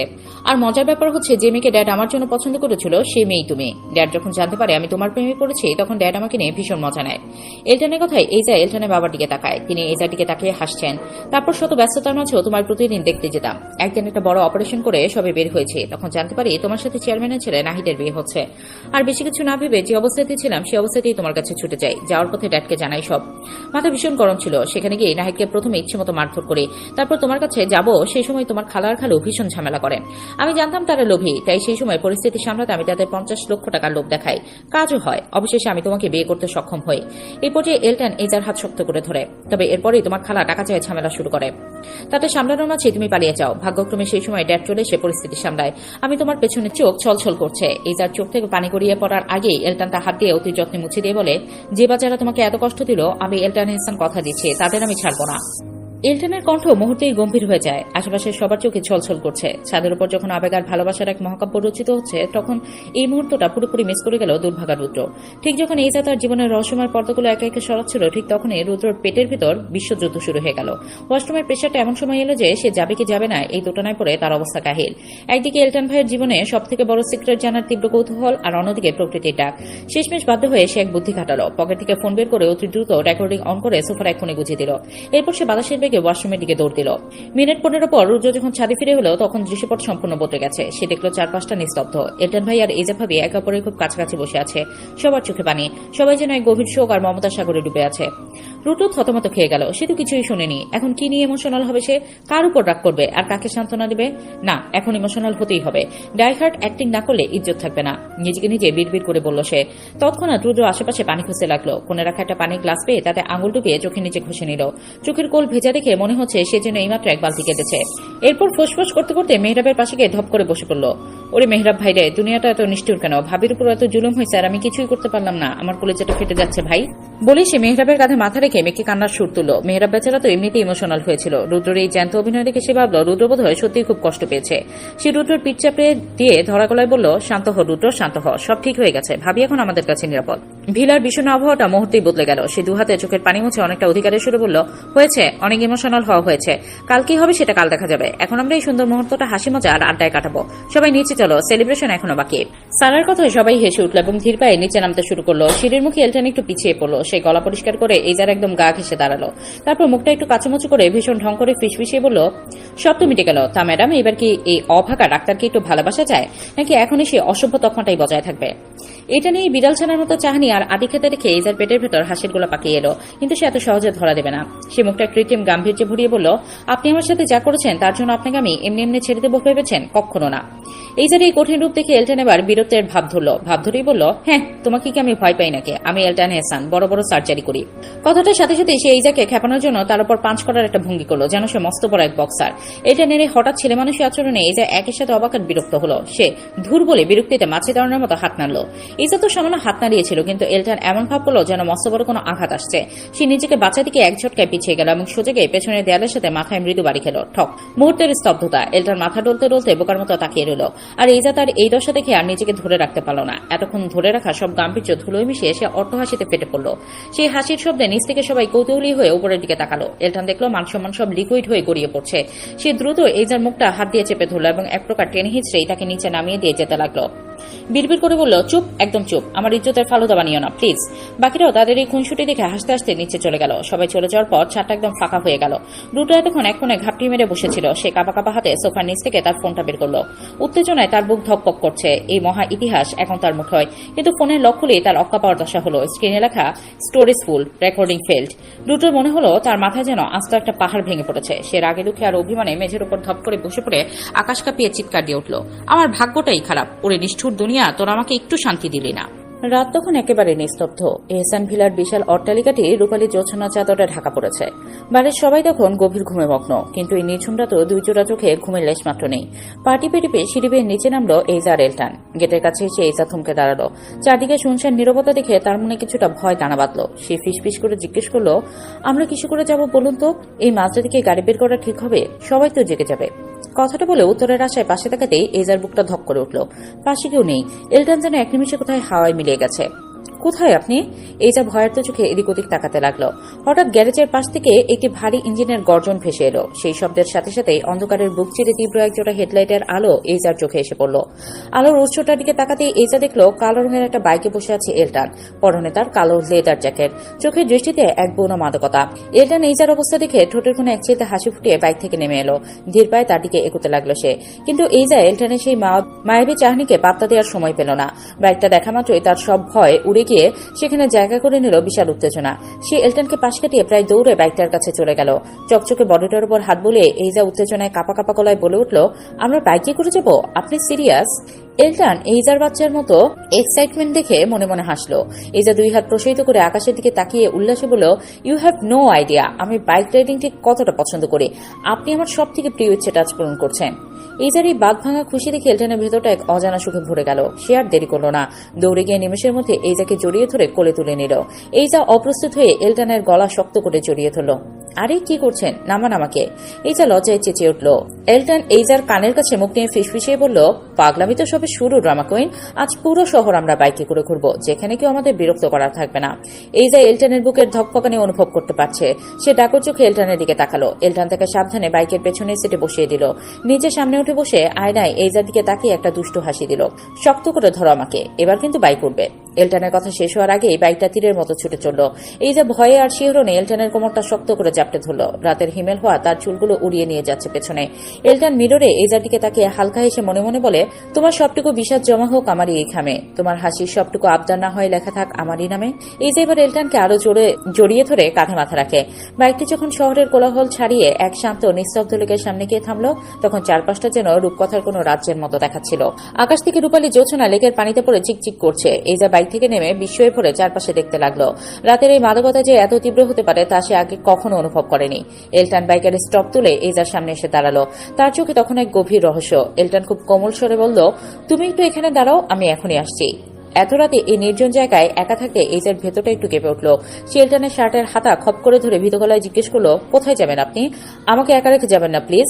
এলটান মৃদু হাসলো। সে আলতো করে এইজার গাল দুটো নিজের দুই হাতে তালুতে নিয়ে একটু আদর করে দিল। তার উষ্ণ হাতের স্পর্শে এইজা একটু শান্ত হলো। এলটান ফিসফিস করে বলল, জন্টরি, আমি ঠিক 2 মিনিটেই আসছি, তোমার জন্য একটা সারপ্রাইজ আছে। এলটান একটু দূরে যেতে এইজা লেকের ধারে শীতল হাওয়া আর চারপাশে বুনো গন্ধটা উপভোগ করতে লাগলো। হঠাৎ পায়ের শব্দে সে পেছনে ফিরতেই তার চোখের মনে স্থির হয়ে গেল। এলটান ধীর পায়ে এগিয়ে এসে এইজার সামনে এক হাঁটু গেড়ে বসে পড়ল। তার হাতে তখন একগুচ্ছ শুভ্র রজনীগন্ধা আর লাল গোলাপের তোড়া। ফুলের সুবাস রাতের বাতাসকে আরো মায়াবী করে তুলেছে। এই যে প্রথমে অবাক হয়ে স্তম্ভিত হয়ে গেল, তারপর তার ঠোঁটের কোণে ফুটে উঠল এক আকাশ সমান হাসি। সে পরম আবেশে ফুলগুলো নিজের হাতে নিল। এই যা সেই স্নিগ্ধ হাসি দেখে এলটানের ঠোঁটের কোনো এক অদ্ভুত তৃপ্তির ছোঁয়া দেখা দিল। এলটান এবার উঠে দাঁড়ালো। তার অন্য হাতে ছিল ফুলের এক সুন্দর মালা। সে খুব যত্ন করে এইজার মাথায় সেই মালাটা পরিয়ে দিল। এইজা আবেশে চোখ বন্ধ করে নিল। এলটান এবার নিচের তর্জনী দিয়ে আলতো করে এইজার গাল ছুঁয়ে হাতটা স্লাইড করে নিচে নামিয়ে আনলো। তাদের দুজনের গাড়ি তখন লজ্জায় আর উত্তেজনায় লাল হয়ে উঠেছে। এলটান বাইকের গায়ে হেলা দিয়ে দাঁড়ালো। তার পাশেই এইজা। এলটান খুব সন্তর্পণে নিজের হাতটা বাড়িয়ে এইজার হাতের কাছে নিল। একসময় আঙুলের ফাঁকে আঙুল গুলিয়ে সে এইজার হাতটা শক্ত করে জড়িয়ে ধরল। চলো একটু সামনে যাই। এলটানের কথা এইজা মাথা নেড়ে সায় দিল। দুজন হাত ধরে লেকের পার ঘেঁষে হাঁটতে শুরু করলো। নিস্তব্ধ রাত কেবল তাদের পায়ের শব্দ আর নিঃশ্বাসের শব্দ শুনছিল। হঠাৎ এলটান গুনগুন করে গান গাইতে শুরু করলো। বরাবরই এলটানের ভরাট কণ্ঠ এইজার খুব প্রিয়। গানের প্রতিটা কথা যেন এলটানের হৃদয়ের গভীরে লুকিয়ে থাকা অনুভূতিগুলোকে টেনে বের করে আনছিল। এই যে অপলক দৃষ্টিতে এলটানের দিকে তাকিয়ে রইল। চাঁদের আরো এলটানের মুখে পড়ে তাকে আজ অদ্ভুত মায়াবী দেখাচ্ছে। এলটান আরো আবেগ দিয়ে গাইল। তারা হাঁটতে হাঁটতে এক বিশাল ফুল গাছের নিচে এসে দাঁড়ালো। বাতাসে গাছের লাল ফুলগুলো ঝরার অপেক্ষায় ছিল। এলটান হঠাৎ দুষ্টুমি করে গাছটার ডাল ধরে জোরে একটা নাড়া দিল। মুহূর্তেই লাল লাল অজস্র ফুল বরফকুচির মতো এইজার মাথায় আর পোশাকে ঝরে পড়তে লাগলো। এইজা হেসেই অস্থির। এলটানের কণ্ঠ এবার আরো জোরালো এবং আবেগপূর্ণ হলো। গানটা শেষ করার আগেই এলটান ঝড়ের বেগে এসে এইজাকে পাচাখোলা করে কোলে তুলে নিল। এইজা চমকে গিয়ে এলটানের ঘাড় আঁকড়ে ধরল। এলটান এইজাকে কোলে নিয়ে লেকের ধারের খোলা ঘাসে ঘুরতে লাগলো। তার কণ্ঠে তখন পরম পাওয়ার সুখ। ঘুরতে ঘুরতে এইজার মনে হচ্ছিল পুরো পৃথিবীটাই যেন তাদের সাথে ঘুরছে। এলটানের বুকে মাথা রেখে এইজা চোখ বন্ধ করলো। সকালে মিষ্টি রোদ যখন ইহসান ভিলার বাগানে এসে পড়েছে, ঠিক তখনই এলটান আর এইজা বাড়ি ফিরল। সারা রাত দু চোখের পাতা এক না করলেও তাদের চোখ মুখের উজ্জ্বলতা যে কাউকে অবাক করে দেবে। কিন্তু বাড়ির ভেতরে ঢুকতেই তাদের সেই প্রশান্তিতে একটু ছেদ পড়ল। ড্রয়িং রুমে আজ অন্য দিনের চেয়ে বেশি কোলাহল। তাদের ভেতরে ঢুকতে দেখেই সারা এগিয়ে এলো। তার ঠোঁটের কোণে এক ছিলতে দুষ্টুমির হাসি। ওকে হাত দিয়ে হাঁপাতে হাঁপাতে পেছনে ফিরে দেখলো এলটান দাঁড়িয়ে মিটিমিটি হাসছে। এইজার ওই ভয়ার্ত আর বোকা বনে যাওয়া চেহারা থেকে এলটান আর নিজেকে ধরে রাখতে পারল না। সে মাথা পেছনে হেলিয়ে শব্দ করে হেসে উঠল। বাগানের নিস্তব্ধতা ভেঙে সেই হাসির শব্দ প্রতিধ্বনিত হতে লাগলো। এইজা প্রথমে রাগ করতে চাইলেও হাসি খুশি এলটানকে রেখে সে যেন পাথরের মতো জমে গেল। চশমা জোড়া আজ শার্টের পকেটে গোজা, কপালের উপর অবাধ্য কিছু চুল এসে পড়েছে। হাসলেই মানুষটাকে যে কতটা অসহ্যকর রকমের সুন্দর সুদর্শন লাগে তা এইজা আজ নতুন করে টের পেল। কিছুক্ষণ পর এইজা মুখ ঘুরিয়ে বিড়ালটাকে খোঁজার ভান করলো। এলটান এগিয়ে এসে এইজার ঠিক পাশে বসলো। তারপর আলতো করে এইজার মাথায় হাত রেখে চুলের ভাঁজে আঙুল বুলিয়ে দিয়ে খুব আদরে গলায় বলল, বিড়ালটাকে তো অনেক আদর করলে, মাঝে মাঝে এই গরিব ডাক্তারটাকেও যদি এভাবে একটু আদর করতে খুব একটা ক্ষতি হতো কি? এলটানের এই অপ্রত্যাশিত ঢং আর আদিক্ষেতা ভরা কথা শুনে এইজার গাল দুটো মুহূর্তেই আগুনের মতো লাল হয়ে উঠল। সে আর চোখে এলটানের দিকে তাকিয়ে মনে মনে শুধু একটা শব্দই আওড়ালো, অসভ্য। এলটান উঠে দাঁড়িয়ে তার হাতটা এইজার দিকে বাড়িয়ে দিল। হয়েছে, এবার রোদে অনেক ঢং করেছ, এবার ভিতরে চলো, লাঞ্চ করতে হবে। এই যে এলটানের হাতটা ধরল না, নিজেই গটগট করে উঠে হাঁটা দিল। কিন্তু তার ঠোঁটের কোণে তখন একটা চপল হাসি খেলা করছে। এলটান পেছনে পেছনে হাঁটতে হাঁটতে আবার মৃদুস্বরে ডাকলো, কই গেল গো আমার বিড়াল নিয়ে? এহসান ভিলার বিশাল ডাইনিং টেবিলে রাজকীয় লাঞ্চের আয়োজন। সারা আর এইজা পাশাপাশি বসে খেতে খেতে ফিসফিস করে একে অপরকে নিয়ে হাসাহাসি করছিল। এলটান চুপচাপ শান্ত ভঙ্গিতে খেয়ে যাচ্ছিল। মাঝে মাঝে এইজার দিকে তাকিয়ে মৃদু হাসছিল। হঠাৎ করে এই পরিবেশটা গম্ভীর হয়ে গেল এলটানের বাবার কথায়। এলটান, কাল তুমি হসপিটাল থেকে একটা ছুটি নেবে। এলটান খাওয়ার মাঝখানে একটু থামলো। বাবাটিকে জিজ্ঞাসা দৃষ্টিতে তাকিয়ে বলল, কেন বাবা, কোনো বিশেষ কাজ আছে? এহসান সাহেব গম্ভীর মুখে সরাসরি এলটানের চোখের দিকে তাকিয়ে বললেন, হ্যাঁ, আমার বিজনেস পার্টনারের একমাত্র মেয়ের সাথে তোমার বিয়ে ঠিক করেছি। কাল বিকেলে তোমাদের এঙ্গেজমেন্ট। আশা করি এতে তোমার কোনো আপত্তি নেই। মুহূর্তের মধ্যে ডাইনিং টেবিলে সেই আনন্দঘন পরিবেশটা যেন জমে বরফ হয়ে গেল। এইজার হাতটা মাঝপথেই থেমে গেল। তার বুকের ভেতরটা হঠাৎ এমন ভাবে ধক করে উঠল যেন কেউ সজোরে হাতুড়ি দিয়ে আঘাত করেছে। সে চাতক পাখির মতো তৃষ্ণার্থ দৃষ্টিতে এলটানের দিকে তাকিয়ে রইল। মনে মনে প্রার্থনা করতে লাগলো, প্লিজ একবার অন্তত বলুন যে আপনি রাজি নন, একবার বলুন আপনার জীবনে অন্য কেউ আছে। কিন্তু সবাইকে অবাক করে দিয়ে এলটন খুব শান্ত আর স্বাভাবিক স্বরে বলল, তুমি যা ভালো মনে করো বাবা, তোমার সিদ্ধান্তের উপর আমার কোনো কথা নেই। এলটনের এই নির্বিকার উত্তর যেন এইজার কানে গরম শিশার মতো বিঁধল। তার গলার কাছে কিছু একটা দলা পাকিয়ে এলো। এই যে মানুষটা একটু আগে বাগানে বসে তাকে নিয়ে অতশত আদিক্ষেতা করলো, বিড়ালনি বলে ডাকলো, সে এত সহজে অন্য কাউকে মেনে নিল। চারপাশে হাসাহাসি আর আনন্দের রোল পড়ে গেল। সবাই এঙ্গেজমেন্টের প্রস্তুতি নিয়ে আলোচনা শুরু করলো, কিন্তু হাসির শব্দের মাঝে এইজা যেন একলা এক দ্বীপের মতো বিচ্ছিন্ন হয়ে গেল। তার চোখ দুটো ছলছল করে উঠল। চোখের পানি টুপ করে নিচে পড়ে যাওয়ার আগে সে তাড়াতাড়ি উঠে দাঁড়ালো। আমার খাওয়া শেষ হয়ে গেছে, আসছি।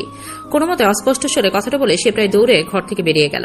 এলটান এক পলক এইজার চলে যাওয়ার পথের দিকে তাকালো। তার চোখে তখন এক রহস্যময় ঝিলিক। রাত তখন গভীর, সারা বাড়ি নিঝুম হয়ে আছে। ডাইনিং রুমের হালকা নাইট ল্যাম্পের আলোয় চারপাশটা ছায়াময়। এইজার দু চোখ কান্নায় ফুলে লাল হয়ে আছে, গলাটাও শুকিয়ে কাঠ। রুমের চোখ খালি দেখে সে একটু পানি নিতে নিচে নেমেছিল, কিন্তু সিঁড়ি দিয়ে নামতেই রান্নাঘরের সামনে ছায়ামূর্তিকে দেখে ভয় তার কলিজা শুকিয়ে গেল। এই যে মুখ চেপে ধরে একটা মৃদু চিৎকার দিল। উল্টো দিকে রুদ্রের অবস্থা আরো শোচনীয়। সে মাত্রই বাহির থেকে ফিরেছে, ভেবেছিল সবাই গভীর ঘুমে। এই সুযোগে চোরের মতো নিজের রুমে ঢুকে পড়বে, কিন্তু এই জায়গায় দেখে সেও পাথরের মতো জমে গেল।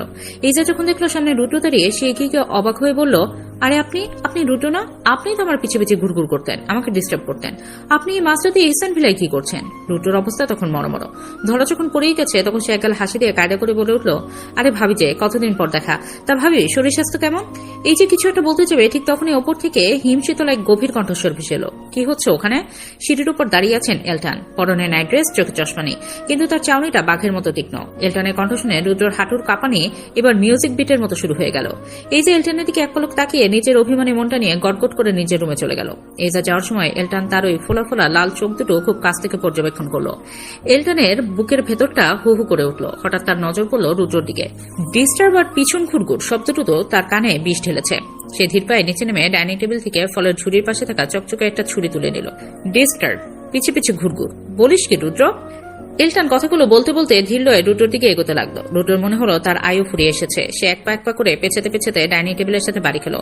পালানোর আর কোনো পথ নেই। এলটান রুদ্রর একদম গলার কাছে গিয়ে ছুরিটা হাতে নাচাতে নাচাতে অদ্ভুত শান্ত সুরে জিজ্ঞেস করলো, সত্য করে বলতো তুই কার প্রেমে পড়েছিলি আর কার পিছে ঘুরঘুর করতে? রুদ্র তখন ঘাম দিয়ে জ্বর আসার উপক্রম। সে চোখ বন্ধ করে নিজেকে বাঁচানোর শেষ চেষ্টা হিসেবে সুরে সুরে গিয়ে উঠল, রিয়া, ও রিয়া, সেই আমার প্রিয়া, বিশ্বাস করো ভাইয়া, ও ছাড়া আমার জীবনে কেউ নেই। এলটান এক মুহূর্তে স্থির হয়ে রুদ্রর দিকে তাকালো। তারপর এক চিলতে বাঁকা হাসি দিয়ে ছুরিটা রুদ্রর গলার একদম কাছে থেকে ফিসফিস করে বলল, ওই রিয়াই যদি তোর প্রিয়া হয় তবেই ভালো, নয়তো।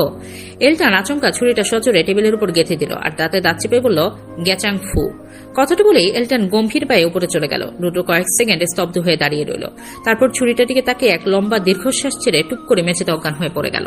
সকাল সকাল এহসান ভিলায় মেহরাবের পদধূলি পড়ল। এলটানের সাথে একটি জরুরি আলোচনার কথা ছিল তার। ড্রয়িং রুম পেরিয়ে সিঁড়ির দিকে পা বাড়াতে মেহরাবের নজর গেল ডাইনিং টেবিলের পাশে মেঝেতে পড়ে থাকা একদলা কাপড়ের দিকে।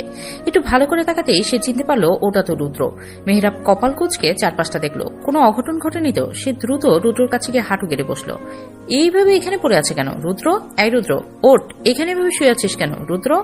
মেহরাব রুদ্রর গালে কয়েকবার আলতো করে টোকা দিল, কিন্তু রুদ্রর অজ্ঞান অবস্থা এতটাই গভীর যে সে নড়ার নামই নিচ্ছে না। মেহরাব ঘড়ির দিকে তাকালো, হাতে সময় কম। সে স্থির হয়ে বসলো, তারপর জোরে একটা দীর্ঘশ্বাস নিল, যেন নিজেকে বড় কোনো যুদ্ধের জন্য প্রস্তুত করছে। পরক্ষণেই সে এক হাত দিয়ে রুদ্রর শার্টের কলারটা শক্ত করে ধরল আর অন্য হাত দিয়ে শুরু করলো থাপ্পড়ের মেশিন গান। একদম ঝড়ের বেগে সে রুদ্রর গালে থাপ্পড় মারতে মারতে চিৎকার করতে লাগলো, রুদ্র, রুদ্র, রুদ্র, এই রুদ্র, ওঠ। শেষ থাপ্পড়টা বোধহয় একটু বেশি পাওয়ারফুল ছিল। রুদ্র এবার ধরফড়িয়ে উঠল। চোখ কচলাতে কচলাতে সে চারপাশে তাকলো। আমি কোথায়? গালটা তো জ্বালা করছে কেন? মেহরাব নিচের হাঁটা দ্রুত পেছনে লুকিয়ে আমতামতা করে বলল, আরে তোকে ওঠানোর জন্য জাস্ট একটু পানি ছিটা দিয়েছি, তাই হয়তো। রুদ্র এবার মেহরাবের দিকে তাকালো। হঠাৎ তার মনে পড়ে গেল রাতের সেই ভয়াবহ স্মৃতি।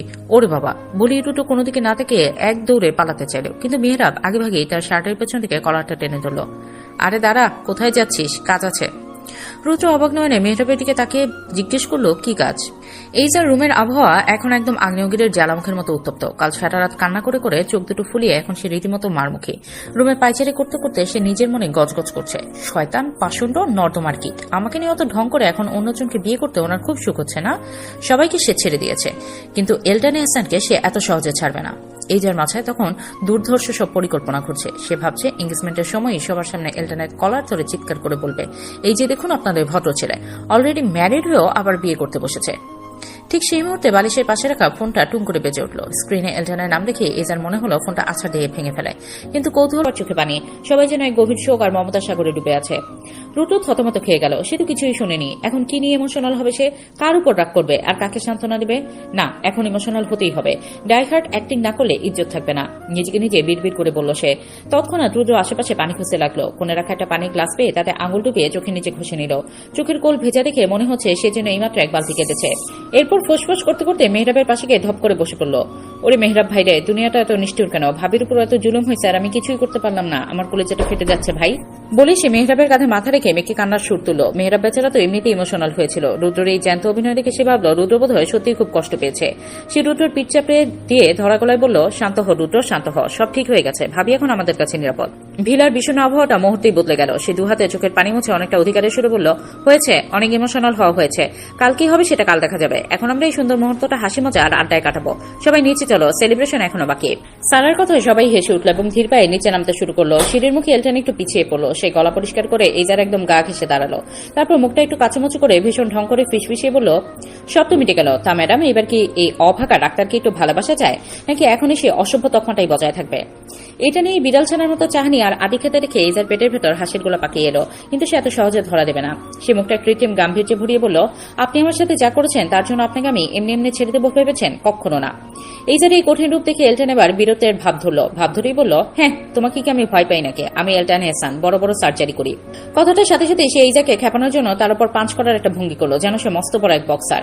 এটা নেড়ে হঠাৎ ছেলে মানুষের আচরণে এইজা একের সাথে অবাক আর বিরক্ত হলো। সে ধুর বলে বিরক্তিতে মাছি দাঁড়ানোর মতো হাত নাড়ল।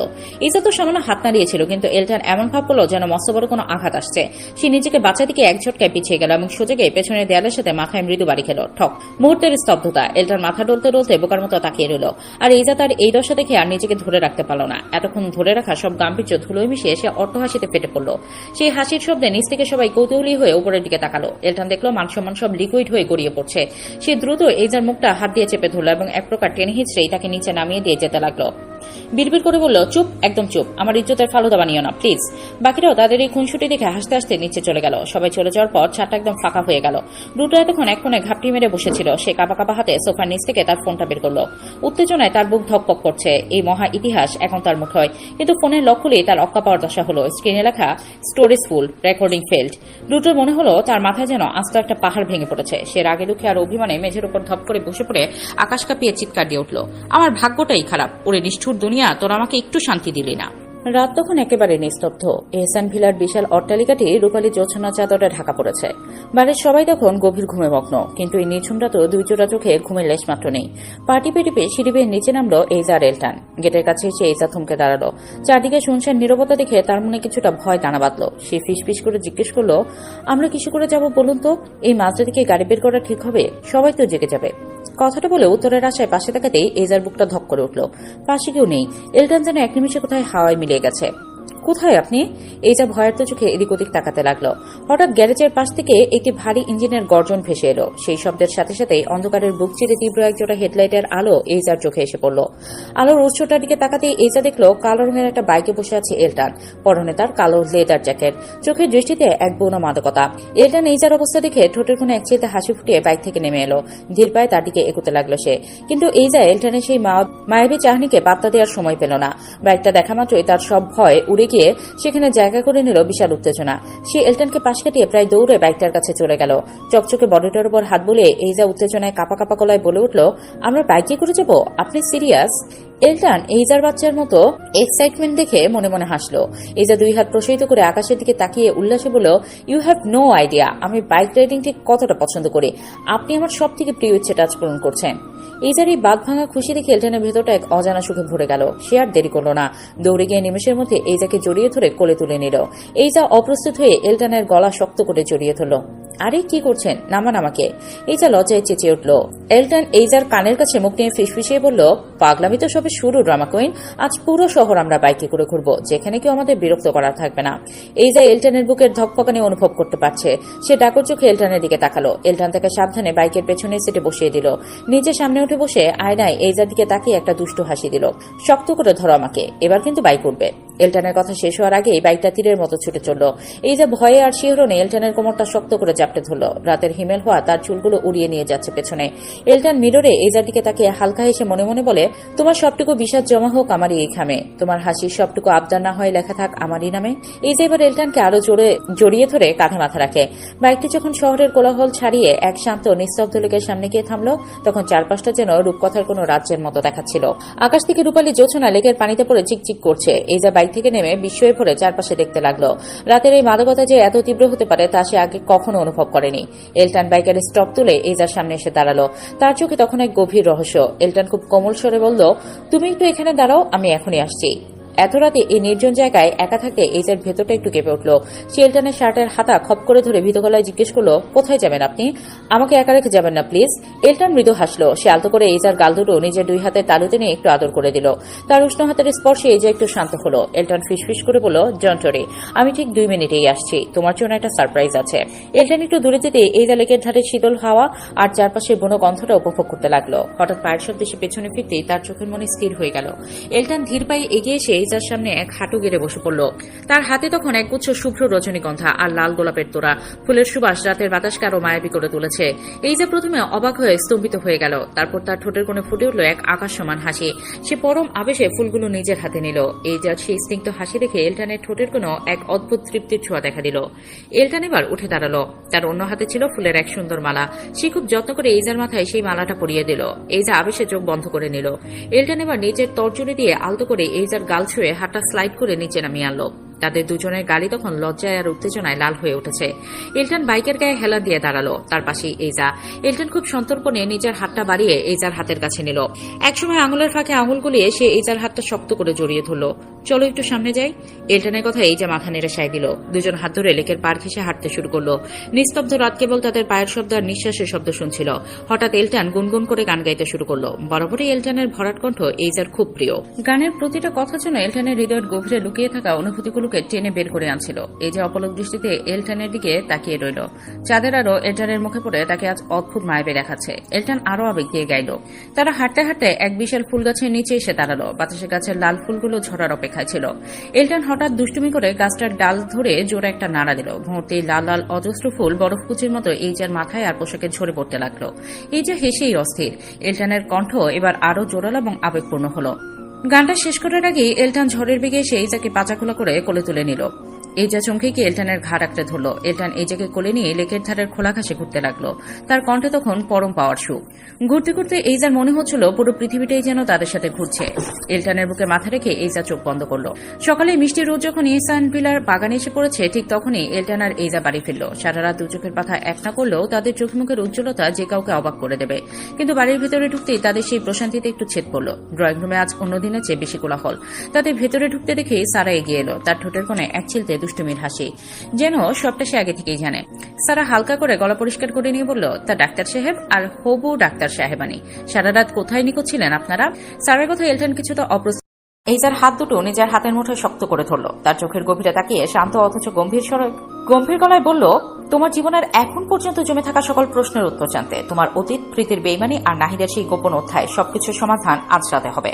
পরিত্যক্ত গোডাউন, চারদিকে ভাঙাচোরা আসবাব আর ধুলোর আস্তরণ। প্রীতি আর নাহিদ, যাদের একসময় রাজকীয় দাপট ছিল, তারা আজ এখানে কুকুরের মতো নিজেদের মধ্যে কামড়াকামড়ি করছে। নাহিদের চোখ দুটো হিংস্রতায় লাল হয়ে আছে। সে প্রীতির গলাটা সজোরে টিপে ধরে দেয়ালের সাথে চেপে ধরল। দাঁত কিরমির করে সে গর্জে উঠল, তোর ভাইয়ের জন্য আমার এতদিনের সাম্রাজ্য সব ধুলোয় মিশে গেল। আমি আজ নিঃস্ব, আর সবকিছুর মূলে ওই এলটার। প্রীতি অক্সিজেনের অভাবে হাঁসফাঁস করছে। তার মুখটা নীল হয়ে আসছে।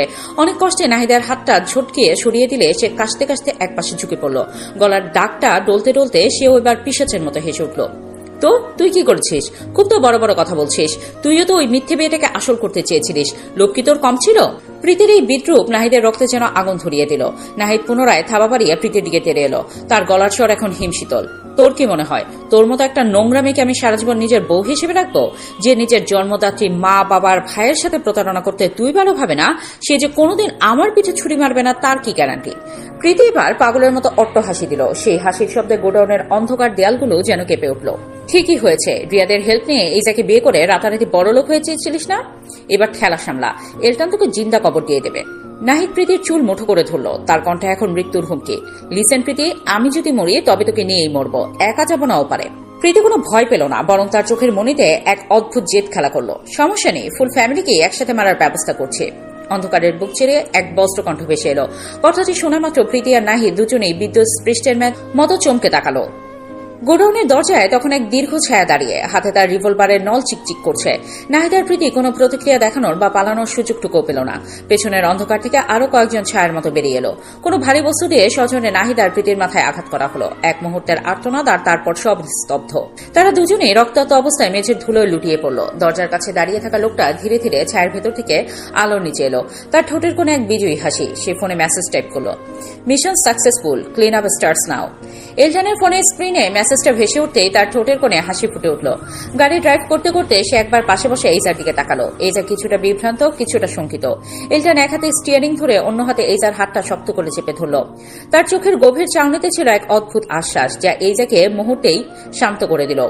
এইজাও ফির দিয়ে এক মৃদু হাসি দিল, যেন সে জানে এলটান পাশে থাকলে কোনো বিপদ তাকে স্পর্শ করতে পারবে না।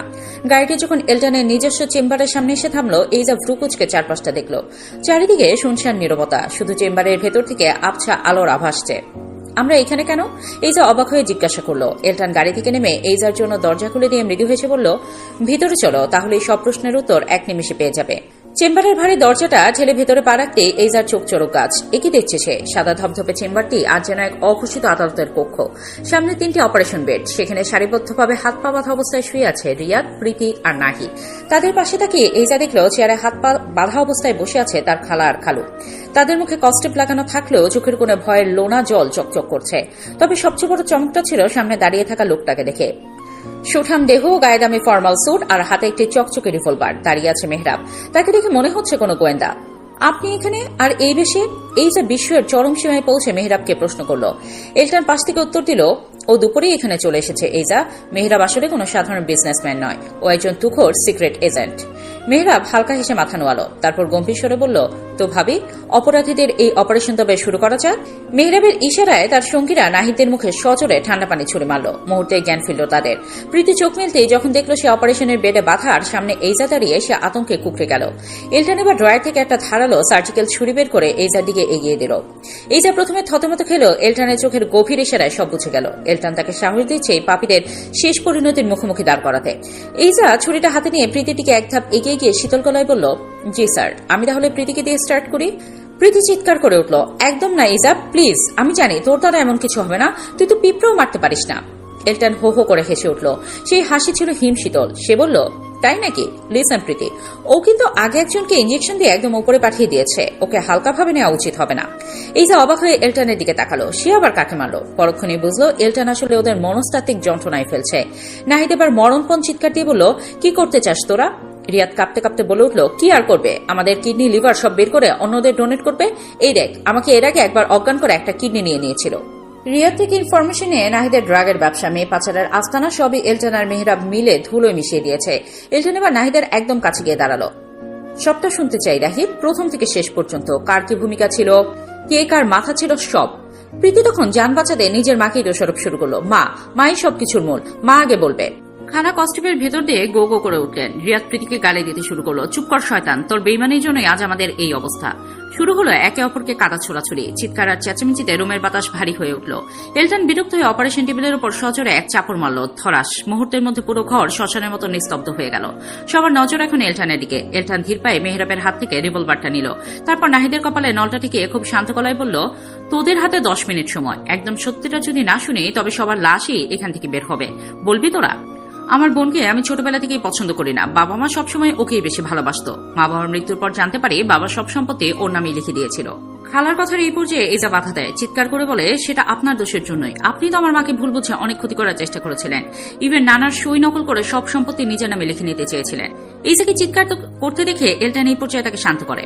এইজাকে চিৎকার করতে দেখে এলটান এই পর্যায়ে তাকে শান্ত করে। খালা আবার বলা শুরু করে, তোর মা ছিল নিতান্তই এক বোকা মানুষ, বেচারি ভীষণ সরল ছিল। ভেবেছিলাম ওকে বুঝিয়ে সম্পত্তি সব লিখে নিব, কিন্তু প্রত্যেকবারই তোর বাবা বাধা হয়ে দাঁড়ায়। তাই প্ল্যান করলাম পথের কাটা দুটোকেই সরিয়ে ফেলবো। এইজা অবাক হয়ে এবার তাকায়। তার মানে কি? ওই দিন আমি তোর মাকে ফোন করে বলি আমার জামাই মারা গেছে, তাড়াতাড়ি আসতে। আমি কি করব বুঝতে পারছি না। তোর মা বাবা আমার কথা বিশ্বাসও করে, তারা তাড়াতাড়ি আমার কাছে আসার জন্য বের হয়, আর আমি লোক লাগিয়ে তাদের অ্যাক্সিডেন্ট করাই। এই পর্যায়ে এইজা একেবারে স্তব্ধ। যার সাহায্যে এই কাজ করায় সে হলো নাহিদ, প্রীতির হাজবেন্ড। প্রীতি পালিয়ে তাকে বিয়ে করেছিল। ভেবেছিলাম এবার সব সম্পত্তি আমার হবে, কিন্তু কিন্তু তোর মা বাবা করলো কি? তোর নামে আগেই সব সম্পত্তি লিখে দিয়েছিল। বাধ্য হয়ে তোকে নিজের কাছে নিয়ে আসতে হয়। দিন যায়, কিন্তু সম্পত্তি নিজের নামে পাওয়া তো দূর, বরং আরো এক্সট্রা একজনের খরচা চালাতে হয়।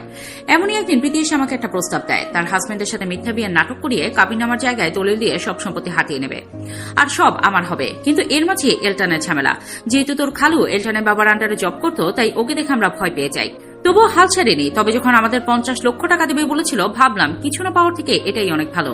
কিন্তু কি হলো? সব হারালাম। তুই চলে যেতেই জানতে পারি আমার নিজের মেয়েও আমার সাথে বিশ্বাসঘাতকতা করছিল। সব সম্পত্তি নিজের নামে নেওয়ার প্ল্যান ছিল তার। ইভেন আমাদের যা ছিল তাও নিজের নামে নিয়ে নাহিদের সাথে পালিয়ে যায়, পুরাই নিঃস্ব। কথাটা বলে এবার রেগে মেয়েটিকে তাকায় এইজার খালা। এবার প্রীতি বলা শুরু করে, কলেজে পড়াকালে নাহিদের সাথে আমার পরিচয়। চেয়ারম্যানের ধনী উশৃঙ্খল ছেলে, আমার পেছন পেছন ঘুরঘুর করতো। আমিও তার প্রেমের ফাঁদে পা দিয়ে একসময় তাকে বিয়ে করি। এই পর্যায়ে নাহিদ প্রীতির উপর চেঁচিয়ে ওঠে, প্রেম না, বল অর্থ সম্পত্তি। প্রীতি নাহিদের দিকে কপাল কুঁচকে তাকায়, তারপর আবার বলা শুরু করে। বিয়ের পরে জানতে পারি নাহিদ একটা জঘন্য চরিত্রের ছেলে, ড্রাগ আর মেয়ে বিজনেস করে। কিন্তু আমার তাতে কোনো সমস্যা ছিল? আমার কি? আমার তো শুধু টাকা চাই। আমিও তার সাথে হাত মিলাই। এভাবেই দিন যাচ্ছিল। একদিন তাকে আমি একটা প্রস্তাব দিই, এইজার সাথে মিথ্যে বিয়ের নাটক করে তার সব সম্পত্তি দুইজনের নামে লিখে নেব, আর মা বাবা রিয়াদকে ইউজ করব। কিন্তু সব ভেস্তে যায়, আর এরপরে আমি জানতে পারি নাহিদ আমার সাথে বিশ্বাসঘাতকতা করে। ওর নাকি তোকে খুব পছন্দ হয়েছিল, তাই ওই দিন সে আসল বিয়েরই সব ব্যবস্থা করেছিল। কিন্তু মাঝখান দিয়ে তোর জামাই এসে সব ভেস্তে দেয়। একদম ভালো হয়েছে। নাহিদ রাগে দাঁত কিরমির করে প্রীতির দিকে তাকায়। এবার সে বলা শুরু করে, এই যাকে প্রথম দেখায় আমার ভীষণ ভালো লাগে। এই প্রীতি নামক পেইন জীবনটা একেবারে অতিষ্ঠ করে দিচ্ছিল। তাই যখন শুনতে পারলাম তাদের প্ল্যান, ভাবলাম এটাকেই না হয় কাজে লাগিয়ে এই যাকে নিজের করে নেই। সব ঠিকই ছিল, কিন্তু মাঝে এই এলটান এসে আমাকে মারধর করে। তারপর এইজাকে বিয়ে করে। যেকে মনে যেভাবেই হোক এইজাকে নিজের করবই। আমার উদ্দেশ্য ততদিনে রিয়াদরা জানতো, তাই পুনরায় রিয়াদদের সাহায্যে এইজাকে নিজের করার চেষ্টা করি। তারাও নিজেদের সম্পত্তি আর বাড়তি টাকা পাওয়ার আশায় আমাকে সাহায্য করে। তাদের সবচেয়ে বড় আনন্দ ছিল প্রীতিও ঠকেছে, কিন্তু মাঝে প্রীতি এসে আবারও সবকিছুতে বাগড়া দেয়। সেও আমাদের নতুন উদ্দেশ্য জেনে যায়। অবশেষে সবাই মিলে সিদ্ধান্ত নেওয়া হয় আমি এইজাকে নিজের করব। প্রীতিকে নিজের সম্পত্তির অর্ধেক লিখে দেব, আর রিয়াদের তাদের নিজস্ব আর এইজার সম্পত্তি। এই নতুন প্ল্যানটাও শেষ হয় এলটানের জন্য। রিয়াদকে কিডন্যাপ করে সব ভেস্তে দেয়। এই পর্যায়ে মেহরাবের মাথা ঘুরতে থাকে। কি পেঁচানো কাহিনী রে ভাই! এত কি সলভ করলো, কিন্তু এমন বিশ্বাসঘাতকতার উপর বিশ্বাসঘাতকতা প্রথম দেখলো। সব শুনে এই যায় স্তব্ধ। এলটান এবার হালকা হেসে বলে, সো গাইস, এত বিশ্বাসঘাতকতার। তারপর শুনতে পাই তোমার স্মৃতিশক্তি হারিয়ে গেছে। একজন ডাক্তার হওয়ায় আমার বুঝতে বেশিক্ষণ সময় লাগে না যে তুমি নাটক করছো। তবুও তোমায় বেশি ঘাটলাম না, কারণ তুমি অসুস্থ ছিলে। ভাবলাম তুমি সুস্থ হলে আস্তে আস্তে তোমাকে বোঝাবো। তোমার দায়িত্ব অতি ভরসা করে মামুনি আর পাপার কাছে দেই। এরই মাঝে আমাকে নিউ ইয়র্ক যেতে হয় কাজের জন্য। শত অনিচ্ছা থাকা সত্ত্বেও যেতে হয়েছিল। তবে তোমার খবর প্রতিক্ষণই আমার কাছে আসতো। ইউ হ্যাভ নো আইডিয়া এই 2 বছর আমি ঠিক কিভাবে কাটিয়েছি। এলটানের চোখ ছলছল করছে। এইজার চোখ থেকে পানি গড়িয়ে পড়ার আগেই এলটান তার হাত দিয়ে অতি যত্নে মুছে দিয়ে বলে, যে বাচ্চারা তোমাকে এত কষ্ট দিল, আমি এলটান হেসান কথা দিচ্ছি তাদের আমি ছাড়বো না। এলটানের কণ্ঠ মুহূর্তেই গম্ভীর হয়ে যায়। আশেপাশের সবার চোখে ছলছল করছে। ছাদের উপর যখন আবেগ আর ভালোবাসার এক মহাকাব্য রচিত হচ্ছে, তখন এই মুহূর্তটা পুরোপুরি মিস করে গেল দুর্ভাগা রুদ্র। ঠিক যখন এইজা তার জীবনের রহস্যময় পর্দাগুলো একে একে সরাচ্ছিল, ঠিক তখনই রুদ্রর পেটের ভিতর বিশ্বযুদ্ধ শুরু হয়ে গেল। ওয়াশরুমের প্রেশারটা এমন সময় এলো যে সে যাবে কি যাবে না এই দোটানায় পড়ে তার অবস্থা কাহিল। একদিকে এলটান ভাইয়ের জীবনে সব থেকে বড় সিক্রেট জানার তীব্র কৌতূহল, আর অন্যদিকে প্রকৃতির ডাক। শেষমেশ বাধ্য হয়ে সে এক বুদ্ধি খাটালো। পকেট থেকে ফোন বের করে অতি দ্রুত রেকর্ডিং অন করে সোফার এক কোণে গুছিয়ে দিল। এরপর সে বাতাসের বেগে ওয়াশরুমের দিকে দৌড় দিল। মিনিট 15 পর রুদ্র যখন ছাদে ফিরে হলো, তখন দৃশ্যপট সম্পূর্ণ বদলে গেছে। সে দেখলো চারপাশটা নিস্তব্ধ। এলটান ভাই আর এইজা ভাবি একে অপরের খুব কাছাকাছি বসে আছে। সবার চোখে পানি। সবাই যেন এক গভীর শোক আর মমতার সাগরে ডুবে আছে। রুদ্র থতমত খেয়ে গেল। সে তো কিছুই শুনেনি। এখন কি নিয়ে ইমোশনাল হবে সে? কার উপর রাগ করবে আর কাকে সান্ত্বনা দেবে? না, এখন ইমোশনাল হতেই হবে। ডাইহার্ট অ্যাক্টিং না করলে ইজ্জত থাকবে না। নিজেকে নিজে বিড়বিড় করে বলল সে। তৎক্ষণাৎ রুদ্র আশেপাশে পানি খুঁজতে লাগলো। কোণে রাখা একটা পানির গ্লাস পেয়ে তাতে আঙুল ডুবিয়ে চোখের নিচে ঘষে নিল। চোখের কোল ভেজা দেখে মনে হচ্ছে সে যেন এইমাত্র এক বালতি কেটেছে। এরপর ফোসফোস করতে করতে মেহরাবের পাশে গিয়ে ধপ করে বসে পড়ল। ওরে মেহরাব ভাই রে, দুনিয়াটা এত নিষ্ঠুর কেন? ভাবির উপর এত জুলুম হয়েছে আর আমি কিছুই করতে পারলাম না, আমার কলেজাটা ফেটে যাচ্ছে ভাই। বলে সে মেহরাবের কাঁধে মাথা রেখে মেয়েকে কান্নার সুর তুলল। মেহরাব বেচারা তো এমনিতে ইমোশনাল হয়েছিল। রুদ্রের এই জ্যান্ত অভিনয় দেখে সে ভাবল রুদ্র বোধ হয় সত্যিই খুব কষ্ট পেয়েছে। সে রুদ্রের পিঠ চাপড়ে দিয়ে ধরা গলায় বলল, শান্ত হ রুদ্র, শান্ত হ, সব ঠিক হয়ে গেছে, ভাবি এখন আমাদের কাছে নিরাপদ। ভিলার বিষণ্ণ আবহাওয়াটা মুহূর্তেই বদলে গেল। সে দুহাতে চোখের পানি মুছে অনেকটা অধিকারের সুরে বলল, হয়েছে, অনেক ইমোশনাল হওয়া হয়েছে, কাল কি হবে সেটা কাল দেখা যাবে। এখন আমরা এই সুন্দর মুহূর্তটা হাসি মজা আর আড্ডায় কাটাবো। সবাই নিচে চলো, সেলিব্রেশন এখনো বাকি। সারার কথায় সবাই হেসে উঠল এবং ধীর পায়ে নিচে নামতে শুরু করলো। সিঁড়ির মুখে এলটান একটু পিছিয়ে পড়লো। সে গলা পরিষ্কার করে এইজার একদম গা ঘেসে দাঁড়ালো। তারপর মুখটা একটু কাচুমুচু করে ভীষণ ঢং করে ফিসফিসিয়ে বলল, সব তো মিটে গেল। তা ম্যাডাম, এবার কি এই অভাগা ডাক্তারকে একটু ভালোবাসা যায়, নাকি এখনই সে অসভ্য তকমাটাই বজায় থাকবে? এটা নিয়ে বিড়াল ছানার মতো চাহনি আর আটি খেতে রেখে এইজার পেটের ভেতর হাসির গোলা পাকিয়ে এলো। কিন্তু সে এত সহজে ধরা দেবে না। সে মুখটা কৃত্রিম গাম্ভীর্যে ভরিয়ে বলল, আপনি আমার সাথে যা করেছেন তার জন্য আপনাকে আমি এমনি এমনি ছেড়ে দেবো ভেবেছেন? কখনো না। এইজার এই কঠিন রূপ দেখে এলটান এবার বীরত্বের ভাব ধরল। ভাব ধরেই বলল, হ্যাঁ, তোমাকে কি আমি ভয় পাই নাকি? আমি এলটান হেসান, বড় বড় সার্জারি করি। কথাটার সাথে সাথে সে এইজাকে খেপানোর জন্য তার উপর পাঞ্চ করার একটা ভঙ্গি করলো, যেন সে মস্ত বড় এক বক্সার। এটা নেড়ে হঠাৎ ছেলে মানুষের আচরণে এইজা একের সাথে অবাক আর বিরক্ত হলো। সে ধুর বলে বিরক্তিতে মাছি দাঁড়ানোর মতো হাত নাড়ল। এইজা তো সামান্য হাত নাড়িয়েছিল, কিন্তু এলটান এমন ভাব করলো যেন মস্ত বড় কোনো আঘাত আসছে। সে নিজেকে বাঁচা দিকে এক ঝটকায় পিছিয়ে গেল এবং সোজা গিয়ে পেছনের দেয়ালের সাথে মাথায় মৃদু বাড়ি খেল। ঠক। মুহূর্তের স্তব্ধতা। এলটান মাথা ডলতে ডলতে বোকার মতো তাকিয়ে রইল। আর এইজা তার এই দশা দেখে আর নিজেকে ধরে রাখতে পারল না। এতক্ষণ ধরে রাখা সব গাম্ভীর্য ধুলোয় মিশিয়ে সে অট্টহাসিতে ফেটে পড়ল। সেই হাসির শব্দে নিচ থেকে সবাই কৌতূহলী হয়ে উপরের দিকে তাকালো। এলটান দেখলো মান সম্মান সব লিকুইড হয়ে গড়িয়ে পড়ছে। সে দ্রুত এইজার মুখটা হাত দিয়ে চেপে ধরল এবং এক প্রকার টেনে হিঁচড়েই তাকে নিচে নামিয়ে দিয়ে যেতে লাগলো। বিড়বিড় করে বলল, চুপ, একদম চুপ, আমার ইজ্জতের ফালুদা বানিও না প্লিজ। বাকিরাও তাদের এই খুনসুটি দেখে হাসতে হাসতে নিচে চলে গেল। সবাই চলে যাওয়ার পর ছাদটা একদম ফাঁকা হয়ে গেল। রুটো এতক্ষণ এক কোণে ঘাপটি মেরে বসেছিল। সে কাঁপা কাঁপা হাতে সোফার নিচ থেকে তার ফোনটা বের করলো। উত্তেজনায় তার বুক ধকপক করছে। এই মহা ইতিহাস এখন তার মুঠোয়। কিন্তু ফোনের লক খুলেই তার অক্কা পাওয়ার দশা হলো। স্ক্রিনে লেখা স্টোরেজ ফুল, রেকর্ডিং ফেল্ড। রুটোর মনে হলো তার মাথায় যেন আস্ত একটা পাহাড় ভেঙে পড়েছে। সে রাগে দুঃখে আর অভিমানে মেঝের উপর ধপ করে বসে পড়ে আকাশ কাঁপিয়ে চিৎকার দিয়ে উঠল, আমার ভাগ্যটাই খারাপ, ওরে নিষ্ঠুর দুনিয়া, তোর আমাকে একটু শান্তি দিলি না। রাত তখন একেবারে নিস্তব্ধ। এহসান ভিলার বিশাল অট্টালিকাটি রূপালী জোছনা চাদরে ঢাকা পড়েছে। বাড়ির সবাই তখন গভীর ঘুমে মগ্ন, কিন্তু এই নিঝুমটা তো দুই জোড়া চোখে ঘুমের লেশ মাত্র নেই। পাটি পেটিপে সিঁড়ি বেয়ে নিচে নামলো এইজা আর এলটান। গেটের কাছে এসে এইজা থমকে দাঁড়ালো। চারদিকে শুনছেন নীরবতা দেখে তার মনে কিছুটা ভয় দানা বাঁধলো। সে ফিস করে জিজ্ঞেস করলো, আমরা কিছু করে যাব বলুন তো? এই মাঝরাতে গাড়ি বের করা ঠিক হবে? সবাই তো জেগে যাবে। কথাটা বলে উত্তরের আশায় পাশে তাকাতেই এইজার বুকটা ধক করে উঠল। পাশে কেউ নেই। এলটান যেন এক নিমিষে কোথায় হাওয়ায় মিলিয়ে গেছে। কোথায় আপনি? এইজা ভয়ার্ত চোখে এদিক ওদিক তাকাতে লাগলো। হঠাৎ গ্যারেজের পাশ থেকে একটি ভারী ইঞ্জিনের গর্জন ভেসে এলো। সেই শব্দের সাথে সাথে অন্ধকারের বুক চিরে তীব্র একজোড়া হেডলাইটের আলো এইজার চোখে এসে পড়ল। আলোর উৎসটার দিকে তাকাতেই এইজা দেখলো কালো রঙের একটা বাইকে বসে আছে এলটান। পরনে তার কালো লেদার জ্যাকেট, চোখের দৃষ্টিতে এক বৌনা মাদকতা। এলটান এইজার অবস্থা দেখে ঠোঁটের কোণে একচিতে হাসি ফুটিয়ে বাইক থেকে নেমে এলো। ধীর পায়ে তার দিকে এগোতে লাগলো সে। কিন্তু এইজা এলটানের সেই মায়াবী চাহনিকে পাত্তা দেওয়ার সময় পেল না। বাইকটা দেখা মাত্রই তার সব ভয় উড়ে গিয়ে সেখানে জায়গা করে নিল বিশাল উত্তেজনা। সে এলটানকে পাশ কাটিয়ে প্রায় দৌড়ে বাইকটার কাছে চলে গেল। চকচকে বডিটার উপর হাত বুলিয়ে এইজা উত্তেজনায় কাঁপা কাঁপা গলায় বলে উঠল, আমরা বাইকে করে যাব? আপনি সিরিয়াস? এলটান এইজার বাচ্চার মতো এক্সাইটমেন্ট দেখে মনে মনে হাসলো। এইজা দুই হাত প্রসারিত করে আকাশের দিকে তাকিয়ে উল্লাসে বলল, ইউ হ্যাভ নো আইডিয়া আমি বাইক রাইডিং ঠিক কতটা পছন্দ করি। আপনি আমার সব থেকে প্রিয় ইচ্ছে টাচ পূরণ করছেন। এইজার এই বাঘ ভাঙা খুশি দেখে এলটানের ভেতরটা এক অজানা সুখে ভরে গেল। সে আর দেরি করল না, দৌড়ে গিয়ে নিমেষের মধ্যে এইজাকে জড়িয়ে ধরে কোলে তুলে নিল। এইজা অপ্রস্তুত হয়ে এলটানের গলা শক্ত করে জড়িয়ে ধরল। আরে কি করছেন, নামান আমাকে। এইজা লজ্জায় চেঁচিয়ে উঠল। এলটান এইজার কানের কাছে মুখ নিয়ে ফিসফিসিয়ে বলল, পাগলামি তো সবে শুরু ড্রামা কুইন। আজ পুরো শহর আমরা বাইকে করে ঘুরবো, যেখানে কেউ আমাদের বিরক্ত করা থাকবে না। এইজা এলটানের বুকের ধকপকানি অনুভব করতে পারছে। সে ডাকর চোখে এলটানের দিকে তাকালো। এলটান তাকে সাবধানে বাইকের পেছনের সিটে বসিয়ে দিল। নিচে সামনে উঠে বসে আয়নায় এইজার দিকে তাকিয়ে একটা দুষ্টু হাসি দিল। শক্ত করে ধরো আমাকে, এবার কিন্তু বাইক উঠবে। এলটানের কথা শেষ হওয়ার আগেই বাইকটা তীরের মতো ছুটে চলল। এইজা ভয়ে আর শিহরণে এলটানের কোমরটা শক্ত করে জাপটে ধরল। রাতের হিমেল হওয়া তার চুলগুলো উড়িয়ে নিয়ে যাচ্ছে পেছনে। এলটান মিররে এইজার দিকে তাকিয়ে হালকা হেসে মনে মনে বলে, তোমার সবটুকু বিষাদ জমা হোক আমারই এই খামে, তোমার হাসির সবটুকু আবদার না হয় লেখা থাক আমারই নামে। এইজা এবার এলটানকে আরো জড়িয়ে ধরে কাঁধে মাথা রাখে। বাইকটি যখন শহরের কোলাহল ছাড়িয়ে এক শান্ত নিস্তব্ধ লোকের সামনে গিয়ে থামলো, তখন চারপাশটা যেন রূপকথার কোনো রাজ্যের মতো দেখাচ্ছিল। আকাশ থেকে রূপালী জোছনা লেকের পানিতে পড়ে চিকচিক করছে। এইজা বাইক থেকে নেমে বিস্ময়ে পড়ে চারপাশে দেখতে লাগলো। রাতের এই মাদকতা যে এত তীব্র হতে পারে তা সে আগে কখনো অনুভব করেনি। এলটান বাইকের স্টপ তুলে এইজার সামনে এসে দাঁড়ালো। তার চোখে তখন এক গভীর রহস্য। এলটান খুব কোমল স্বরে বলল, তুমি একটু এখানে দাঁড়াও, আমি এখনই আসছি। এত রাতে এই নির্জন জায়গায় একা থাকতে এইজার ভেতরটা একটু কেঁপে উঠল। সে এলটানের শার্টের হাতা খপ করে ধরে ভীত গলায় জিজ্ঞেস করলো, কোথায় যাবেন আপনি? আমাকে একা রেখে যাবেন না প্লিজ। এলটান মৃদু হাসলো। সে আলতো করে এইজার গাল দুটো নিজের দুই হাতের তালুতে নিয়ে একটু আদর করে দিল। তার উষ্ণ হাতের স্পর্শে এইজা একটু শান্ত হলো। এলটান ফিসফিস করে বলল, জন্টরি, আমি ঠিক 2 মিনিটেই আসছি, তোমার জন্য একটা সারপ্রাইজ আছে।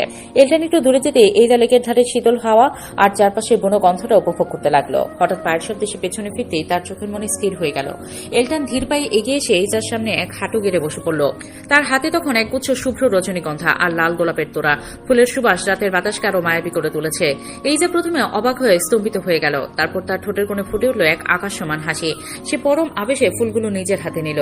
এই যে সেই স্নিগ্ধ হাসি দেখে এলটানের ঠোঁটের কোনো এক অদ্ভুত তৃপ্তির ছোঁয়া দেখা দিল। এলটান এবার উঠে দাঁড়ালো। তার অন্য হাতে ছিল ফুলের এক সুন্দর মালা। সে খুব যত্ন করে এইজার মাথায় সেই মালাটা পরিয়ে দিল।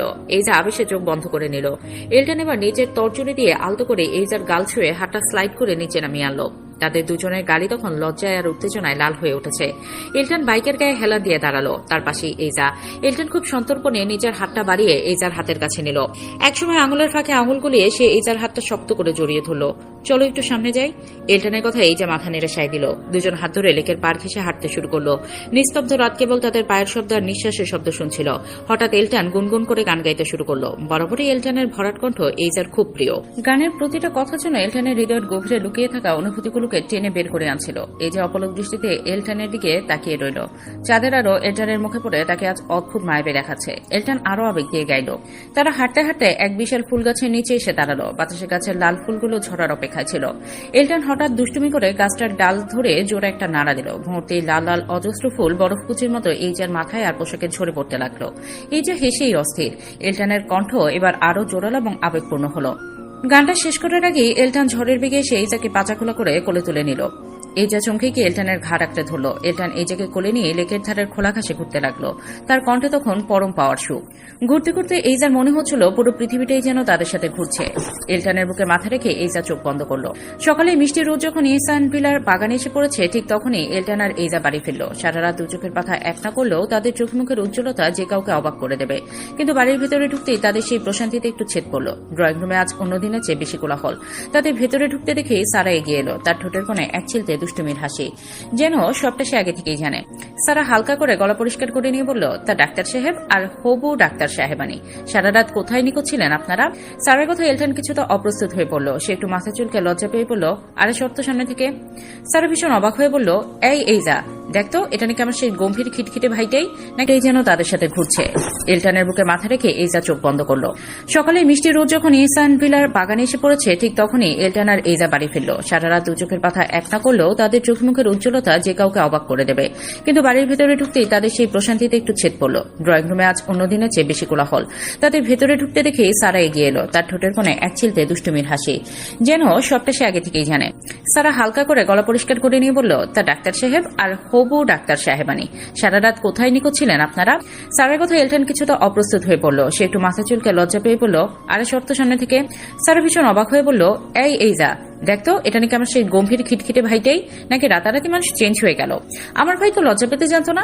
সারার কথা শুনে এইজা মুচকে এসে ভেতরের দিকে পা বাড়ালো। কিন্তু ভেতরে ঢুকা মাত্রই রুদ্র ঝড়ের বেগে এলটানের সামনে হাজির হলো। রুদ্রর এক হাতে একটা আপেল।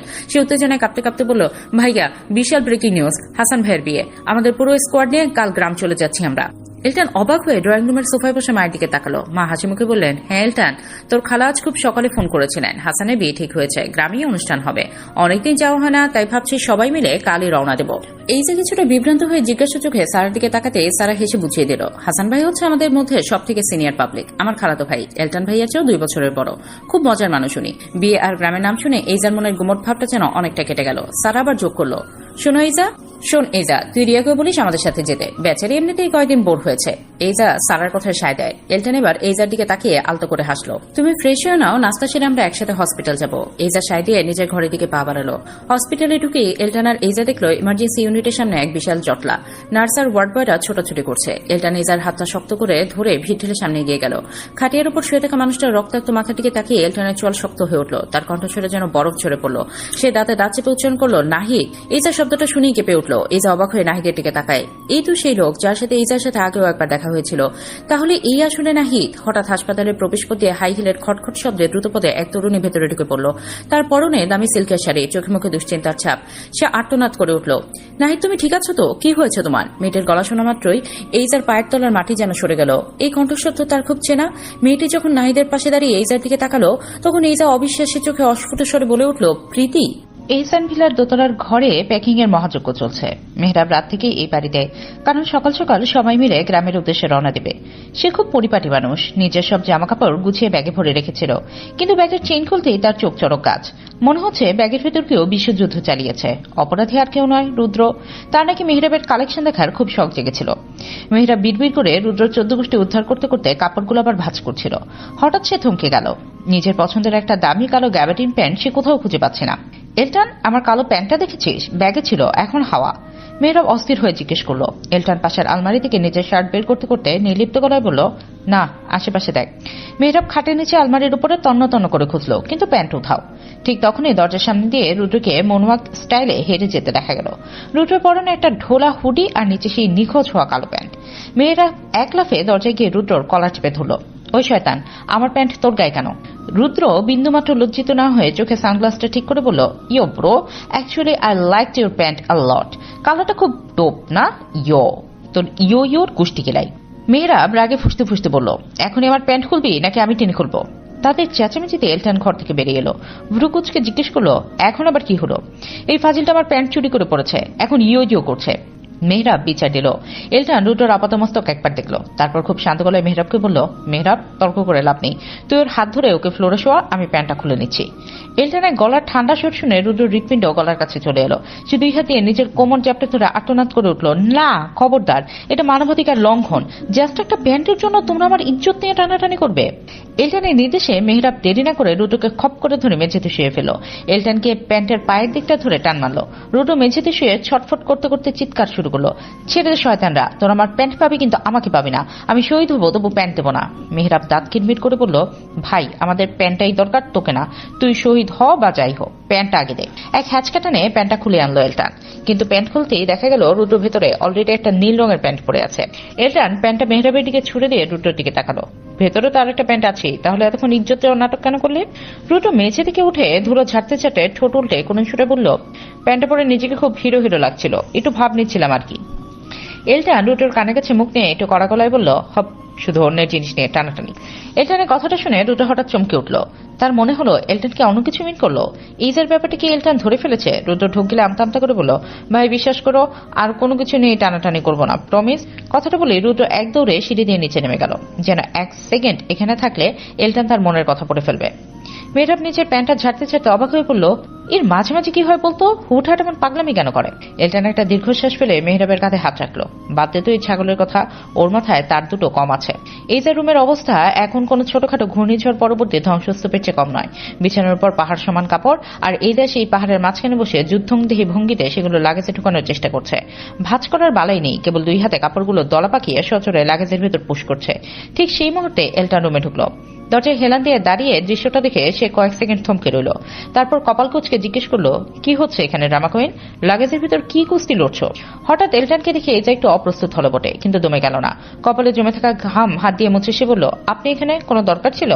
এলটান ধীর পায়ে এগিয়ে এসে বিছানার এক কোণে বসলো। স্তূপ করা কাপড়ের দিকে তাকিয়ে মাথা নেড়ে বলল, কেউ ওইভাবে জামা কাপড় গোছায়? তা আমার আগে জানা ছিল না। এই যে ঠোঁট উল্টে নিজের ক্রিয়েটিভিটির ডিফেন্স নিতে গিয়ে হালকা হেসে বলল, এটা ক্রিয়েটিভিটি স্যার, এক একজনের প্যাকিং স্টাইল এক এক রকম। আপনার ওই গতানুগতিক পদ্ধতিতে কাপড় গোছানোর লোক আমি নই, আপনি বুঝবেন না। এলটান এবার একটা দীর্ঘশ্বাস ছেড়ে এই তার হাত থেকে একটা দলা পাকানো কামিজ কেড়ে নিল। থাক, আপনাকে আর ক্রিয়েটিভিটি দেখাতে হবে না। আপনি গিয়ে ওদিকে বসুন, নাইলে আপনার এই লাগেজের চেইন তো দূরে থাক, কাপড়গুলো শেষ পর্যন্ত আস্ত থাকবে কিনা সন্দেহ আছে। এলটান একে একে কাপড়গুলো ঝেড়ে অত্যন্ত নিপুণভাবে ভাঁজ করতে শুরু করলো। এলটান যখন অতি যত্নে জামাগুলো লাগেজে গুছিয়ে রাখছিল, এইজা তখন মন্ত্রমুগ্ধ হয়ে তার দিকে তাকিয়ে রইল।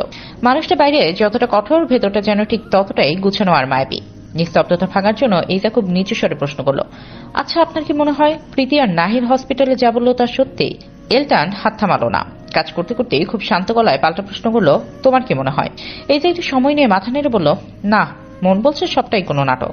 লাগেজের শেষ চেইনটা টেনে বন্ধ করে এলটান এবার উঠে দাঁড়ালো। এইজার একদম মুখোমুখি এসে দাঁড়াতে এইজার হৃদয় স্পন্দন যেন এক মুহূর্তের জন্য থেমে গেল। এলটান হঠাৎ হাত বাড়িয়ে এইজার নরম গালটা আলতো করে টেনে ধরল। চোখে তার গভীর আস্থা আর মুখে সেই পরিচিত দুষ্ট হাসি। সে খুব কোমল স্বরে বলল, এটা নিয়ে তোমাকে এত ভাবতে হবে না ড্রামা কুইন। দুনিয়ায় কে কি বললো, কে কি করলো সেটা দেখার জন্য আমি আছি। তুমি জাস্ট আমাকে নিয়ে ভাবো, সেটাই তোমার ফুল টাইম জব। এলটানের স্পর্শে এইজার গাল দুটো মুহূর্তেই লাল হয়ে উঠল। এলটান পকেট থেকে আরেক হাত বের করে এইজার কপালে ঝুলে থাকা কয়েকটা অবাধ্য চুল সরিয়ে দিয়ে রুম থেকে বেরিয়ে গেল। ভোরের মিষ্টি রোদে এহসান ভিলার সামনে এখন সরগরম। দুই গাড়িতে মালপত্র তোলা শেষ। সারা, এজার মেহরাব অলরেডি গাড়িতে সিট দখল করে বসে আছে। বাড়ির বড়রা আগেই চলে গেছে। মেহরাব বারবার ঘড়ি দেখছে আর রুদ্র অস্থির হয়ে পায়চারি করছে। তার বিরক্তির কারণ একটাই, রিয়া এখনো আসেনি। রুদ্র দাঁত কিরমির করে আকাশ পাতাল এক করে চিৎকার করে বলল, উফ, ওকে না নিলেই তো হয়। আমি আর অপেক্ষা করতে পারবো না, ওকে ছাড়াই স্টার্ট দাও। এলটান গাড়ির দরজায় হেলান দিয়ে দাঁড়িয়েছিল। রুদ্রর এই বেশি বেশি বিরক্তি দেখে তার মনে খটকা লাগলো। সেই সরু চোখে রুদ্রর দিকে তাকিয়ে ঠান্ডা গলায় জিজ্ঞেস করলো, তুই না রিয়াকে পছন্দ করিস, তবে ওকে ছেড়ে যাওয়ার কথা বলছিস? এলটানের সেই সন্দেহ করা গোয়েন্দা চাহনি দেখে রুদ্রের হার্টবিট মিস হওয়ার দশা। সে বুঝতে পারলো বিরক্তি দেখা দিকে নিজের আসল অনুভূতি সে প্রায় ফাঁস করে দিচ্ছিল। আমতা আমতা করে সে বলল, আরে ভাইয়া, কি যে বলো, আমার প্রিয়া থুরি, আমার রিয়াকে ছাড়া কি আমি এক কদম যেতে পারি? আমি তো জাস্ট বলছিলাম তোমরা আগে চলে যাও, আমি আমার রিয়াকে নিয়ে পরে রিল্যাক্সে আসছি। তোমাদের সাথে ভিড়ের মধ্যে আমার প্রিয়া কষ্ট পাক, সেটা কি আমি সইতে পারি? রুদ্রের এই ত্যাগের মহিমা দেখে সারা জানালার পাশ থেকে মাথা বের করে উৎসাহিত হয়ে বলল, আসলেই তো ভাইয়া, রুদ্র ভাই রিয়াকে নিয়ে আসুক, আমরা বরং বেরিয়ে পড়ি, অনর্থক দেরি করে লাভ নেই। মেহরাব আর এইজাও হেসে শাক দিল। রুটু মনে মনে নিজের কপাল চাপড়ালো আর সারাকে উদ্দেশ্য করে বিড়বিড় করলো, শয়তান পেতনি, তোকে মেহরাব ভাই এমনি এমনি পেতনি বলে না। জীবনে এত সিরিয়াস কথা বললাম, সেগুলোর পাত্তা দিলি না, আর এই ফালতু কথাটা একবারে বিশ্বাস করে নিলি। এলটান এবার গাড়িতে উঠে পড়লো। এলটানের স্টার্ট দেওয়ার ঠিক আগ মুহূর্তে রিয়া হন্ততন্ত হয়ে ব্যাগ কাঁধে নিয়ে এলো। তাকে দেখি সারা হাত নেড়ে বলল, রিয়া, তুই আর রুটু ভাই ওই গাড়িতে করে আয়, আমরা বেরিয়ে গেলাম। রিয়া মুহূর্তেই রাগে রূপ নিল। সে প্রায় চিৎকার করে উঠল, অসম্ভব, আমি আনকালচার লোকটার সাথে কোনো মতেই যাব না। এই লোকটার জন্য ওই দিন আমার কোমরটা। রিয়া আসল ঘটনা ফাঁস করতে যাচ্ছিল দেখে রুদ্রর আত্মা খাঁচাছাড়া হওয়ার অবস্থা। সে একলাফে গিয়ে রিয়ার হাতটা খপ করে ধরে নিচের দিকে টেনে আনলো। এলটানের দিকে তাকে একটা মেঘে হাসি দিয়ে বলল, আচ্ছা সো গাইস, তোমরা সাবধানে যাও, আমরা পেছনে আসছি, নো টেনশন, ডু ফুর্তি। এলটান একবার রুদ্রর হাত আর রিয়ার রাগী মুখের দিকে তাকিয়ে মৃদু হেসে গাড়ি ছেড়ে দিল। এলটানদের গাড়ি চোখের আড়াল হতেই শুরু হলো আসল দাঙ্গা। রিয়া তার হাত ছাড়ানোর জন্য রুদ্রর বুকে এক ধাক্কা দিল, কিন্তু রুদ্র তাকে ছাড়লো না। রিয়ার মেজাজ তখন তুঙ্গে। সে হৃদয়ের জ্ঞান হারিয়ে রুদ্রর হাতে বসিয়ে দিল এক মোক্ষম কামড়। রুদ্রর গলা ফাটা চিৎকারে গাছের পাখিগুলো ডানা চাপটে উড়ে গেল। ব্যথার চোটে সে এক ঝটকায় নিজের হাত ছাড়িয়ে নিল আর পরক্ষণে রিয়ার উপর রাগে হিতাহিত জ্ঞান হারিয়ে হাত চালিয়ে দিল। ঠাস! এক থাপ্পড়ে রিয়ার টাল সামলাতে না পেরে ধপাস করে নিচে পড়ে গেল। পরিবেশটা এক সেকেন্ডের জন্য স্তব্ধ। হঠাৎ রুদ্র নিচে পড়ে থাকা রিয়ার দিকে তাকিয়ে হাতের আঙুলগুলো মুখে ঢুকিয়ে আটকে উঠল। সর্বনাশ! হাইওয়েতে গাড়ি ছুটে চলেছে, ভেতরে চলছে সারার অবিরাম আড্ডার হাসি, কিন্তু ড্রাইভিং সিটে বসে এলটনের মনটা ঠিক শান্ত নেই। সে বারবার লুকিং গ্লাসে পেছনে তাকাচ্ছে। তার বিরক্তির কারণ খুব সিম্পল, তার প্রিয় ড্রামা কুইন তার পাশে না বসে সারার পাশে বসে গল্প করছে। এলটনের কাছে বিষয়টা মেনে নেওয়া কঠিন যে এই দীর্ঘ চাটায় তার বউয়ের পাশে অন্য কেউ বসে থাকবে, তা সে নিজের বোনই হোক না কেন। হঠাৎ এক হ্যাচকা টানে এলটন মাঝ রাস্তায় ব্রেক কষল। কিচ! টায়ারের ঘর্ষণে বিকট শব্দ হলো। ঠিক সেই মুহূর্তে মেহরাব পানির বোতল মুখে দিয়েছিল। ব্রেক কষার ধাক্কায় মেহরাব টাল সামলাতে পারল না। পানি তার নাকে মুখে ঢুকে সারা শরীরে মাখামাখি হয়ে গেল। মেহরাব কেসে অস্থির হয়ে বলল, কি রে এলটান, সামনে কি নীলগাই পড়লো নাকি? এলটান সিটে হেলান দিয়ে হাত ঝাড়তে ঝাড়তে গম্ভীর মুখে বলল, আমার হাত ভীষণ ব্যথা করছে। মেহরাব, তুই গাড়ি চালা, আর সারা তুই সামনে এসে বস। পেছন থেকে সারা অবাক হয়ে বলল, তোর হাতে ব্যথার সাথে আমার সামনে আসার সম্পর্ক কি ভাইয়া? আমি তো আর ডাক্তার না যে মালিশ করে দেবো। এলটান এবার রক্তচক্ষু নিয়ে সারার দিকে ফিরল। তুই কি আজকাল বেশি বুঝিস? ডাক্তার আমি নাকি তুই? আমি বলছি হাত ব্যথা মানে ব্যথা, যা সামনে যা। সারার কোনো আপত্তি টিকল না। এলটান এক প্রকার ধাক্কা দিয়ে বোনকে সামনের সিটে পাঠিয়ে দিল। সারা বিড়বিড় করে বলতে লাগলো, কালে কালে যে আর কত কি দেখবো। এলটান পেছনে উঠে এইজার পাশে বসেই তার সেই গম্ভীর চেহারাটা মুহূর্তেই বদলে ফেললো। এইজার দিকে তাকিয়ে সে এমন এক চিলতে হাসি তুলো যা দেখে এইজা পুরো থতমত খেয়ে গেল। গাড়ি আবার চলতে শুরু করলো। সারা আর মেহরাব সামনে বসে অনর্গল কথা বলে চলেছে, কিন্তু কিছুক্ষণ পর হঠাৎ পেছনের সিটটা একদম নিস্তব্ধ হয়ে গেল। সারা আর মেহরাব সন্দেহজনক কিছু আঁচ করতে পেরে একসাথে পেছনে তাকালো। দেখলো গভীর আস্থার সাথে এইজা এলটানের কাঁধে মাথা রেখেছে, আর আর এলটানও তার মাথায় এইজার উপর এলিয়ে দিয়ে গভীর ঘুমে আচ্ছন্ন। শান্তির এক অপূর্ব প্রতিচ্ছবি যেন তাদের চেহারায়। মেহরাব আর সারা একে অপরের দিকে তাকিয়ে মুচকি হাসলো, কিন্তু পরক্ষণেই মনে পড়লো যে তারা নিজেরা একে অপরের চিরশত্রু। বলল, তোমার জীবনের এখন পর্যন্ত জমে থাকা সকল প্রশ্নের উত্তর জানতে, তোমার অতীত, প্রীতির বেইমানি আর নাহিদের সেই গোপন অধ্যায়, সবকিছুর সমাধান আজ রাতে হবে।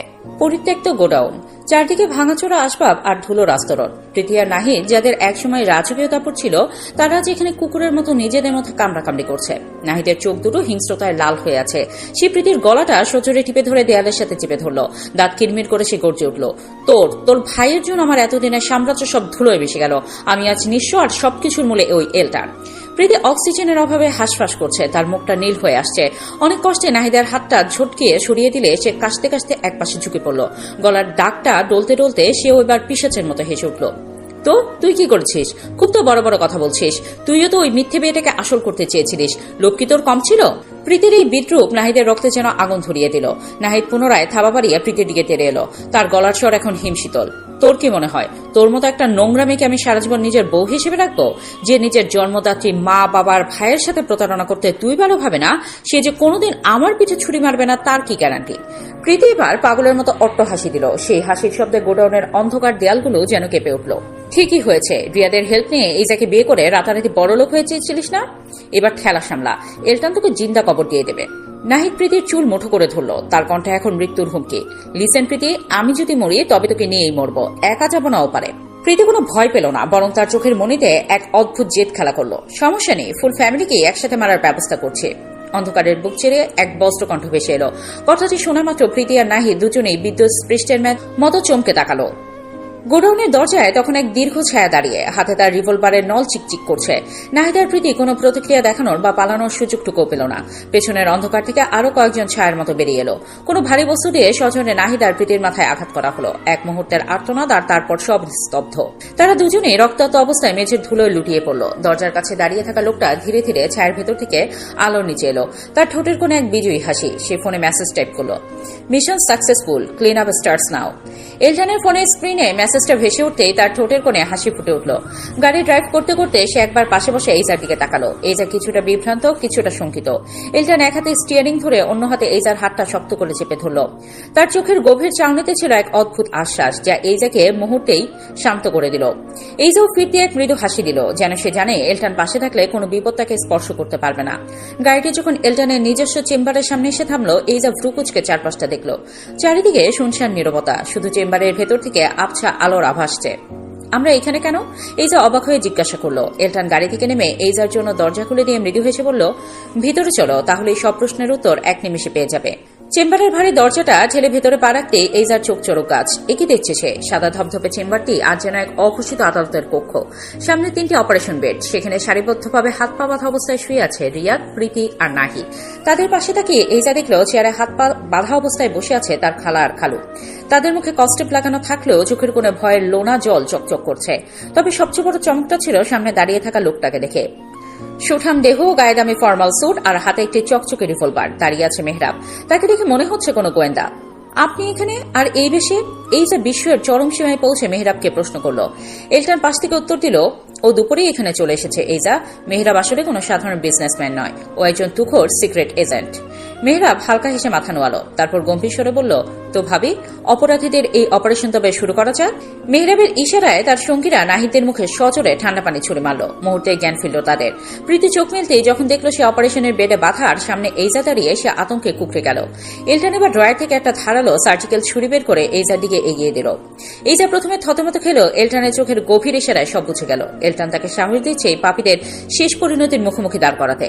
এইজা ছুরিটা হাতে নিয়ে প্রীতিটিকে এক ধাপ এগিয়ে গিয়ে শীতল গলায় বলল, জি স্যার, আমি তাহলে প্রীতিকে দিয়ে স্টার্ট করি। প্রীতি চিৎকার করে উঠল, একদম না এইজা, প্লিজ, আমি জানি তোর দ্বারা এমন কিছু হবে না, তুই তো পিঁপড়েও মারতে পারিস না। এলটান হো হো করে হেসে উঠল। সেই হাসি ছিল হিমশীতল। সে বলল, তাই নাকি? লিসেন প্রীতি, ও কিন্তু আগে একজনকে ইঞ্জেকশন দিয়ে একদম উপরে পাঠিয়ে দিয়েছে, ওকে হালকাভাবে নেওয়া উচিত হবে না। এই যে অবাক হয়ে এলটানের দিকে তাকালো, সে আবার কাকে মারলো। পরক্ষণেই বুঝলো এলটান আসলে ওদের মনস্তাত্ত্বিক যন্ত্রণায় ফেলছে। নাহিদ এবার মরণপণ চিৎকার দিয়ে বলল, কি করতে চাস তোরা? রিয়াদ কাঁপতে কাঁপতে বলে উঠল, কি আর করবে, আমাদের কিডনি লিভার সব বের করে অন্যদের ডোনেট করবে। এই দেখ, আমাকে এর আগে একবার অজ্ঞান করে একটা কিডনি নিয়ে নিয়েছিল। রিয়াদ থেকে ইনফরমেশন নিয়ে নাহিদের ড্রাগের ব্যবসা, মেয়ে পাচারের আস্তানা সবই এলটান আর মেহরাব মিলে ধুলোয় মিশিয়ে দিয়েছে। এলটান এবার নাহিদের একদম কাছে গিয়ে দাঁড়ালো। সবটা শুনতে চাই রাহিদ, প্রথম থেকে শেষ পর্যন্ত। কার কি ভূমিকা ছিল, কে কার মাথা ছিল, সব। প্রীতি তখন জান বাঁচাতে নিজের মাকেই দোষারোপ শুরু করলো। মাই সবকিছুর মূল, মা আগে বলবে। খালা কস্টিপের ভেতর দিয়ে গো গো করে উঠলেন। রিয়াদ প্রীতিকে গালি দিতে শুরু করলো। চুপ কর শয়তান, তোর বেইমানির জন্যই আজ আমাদের এই অবস্থা। শুরু হলো একে অপরকে কাদা ছোড়াছুড়ি, চিৎকার আর চেঁচামেচিতে রুমের বাতাস ভারী হয়ে উঠল। এলটান বিরক্ত হয়ে অপারেশন টেবিলের উপর সজোরে এক চাপড় মারল, ধরাস। মুহূর্তের মধ্যে পুরো ঘর শ্মশানের মতো নিস্তব্ধ হয়ে গেল।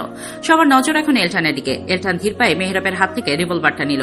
তারপর নাহিদের কপালে নলটা টিকে খুব শান্ত গলায় বলল, তোদের হাতে 10 মিনিট সময়। একদম সত্যিটা যদি না শুনি তবে সবার লাশই এখান থেকে বের হবে।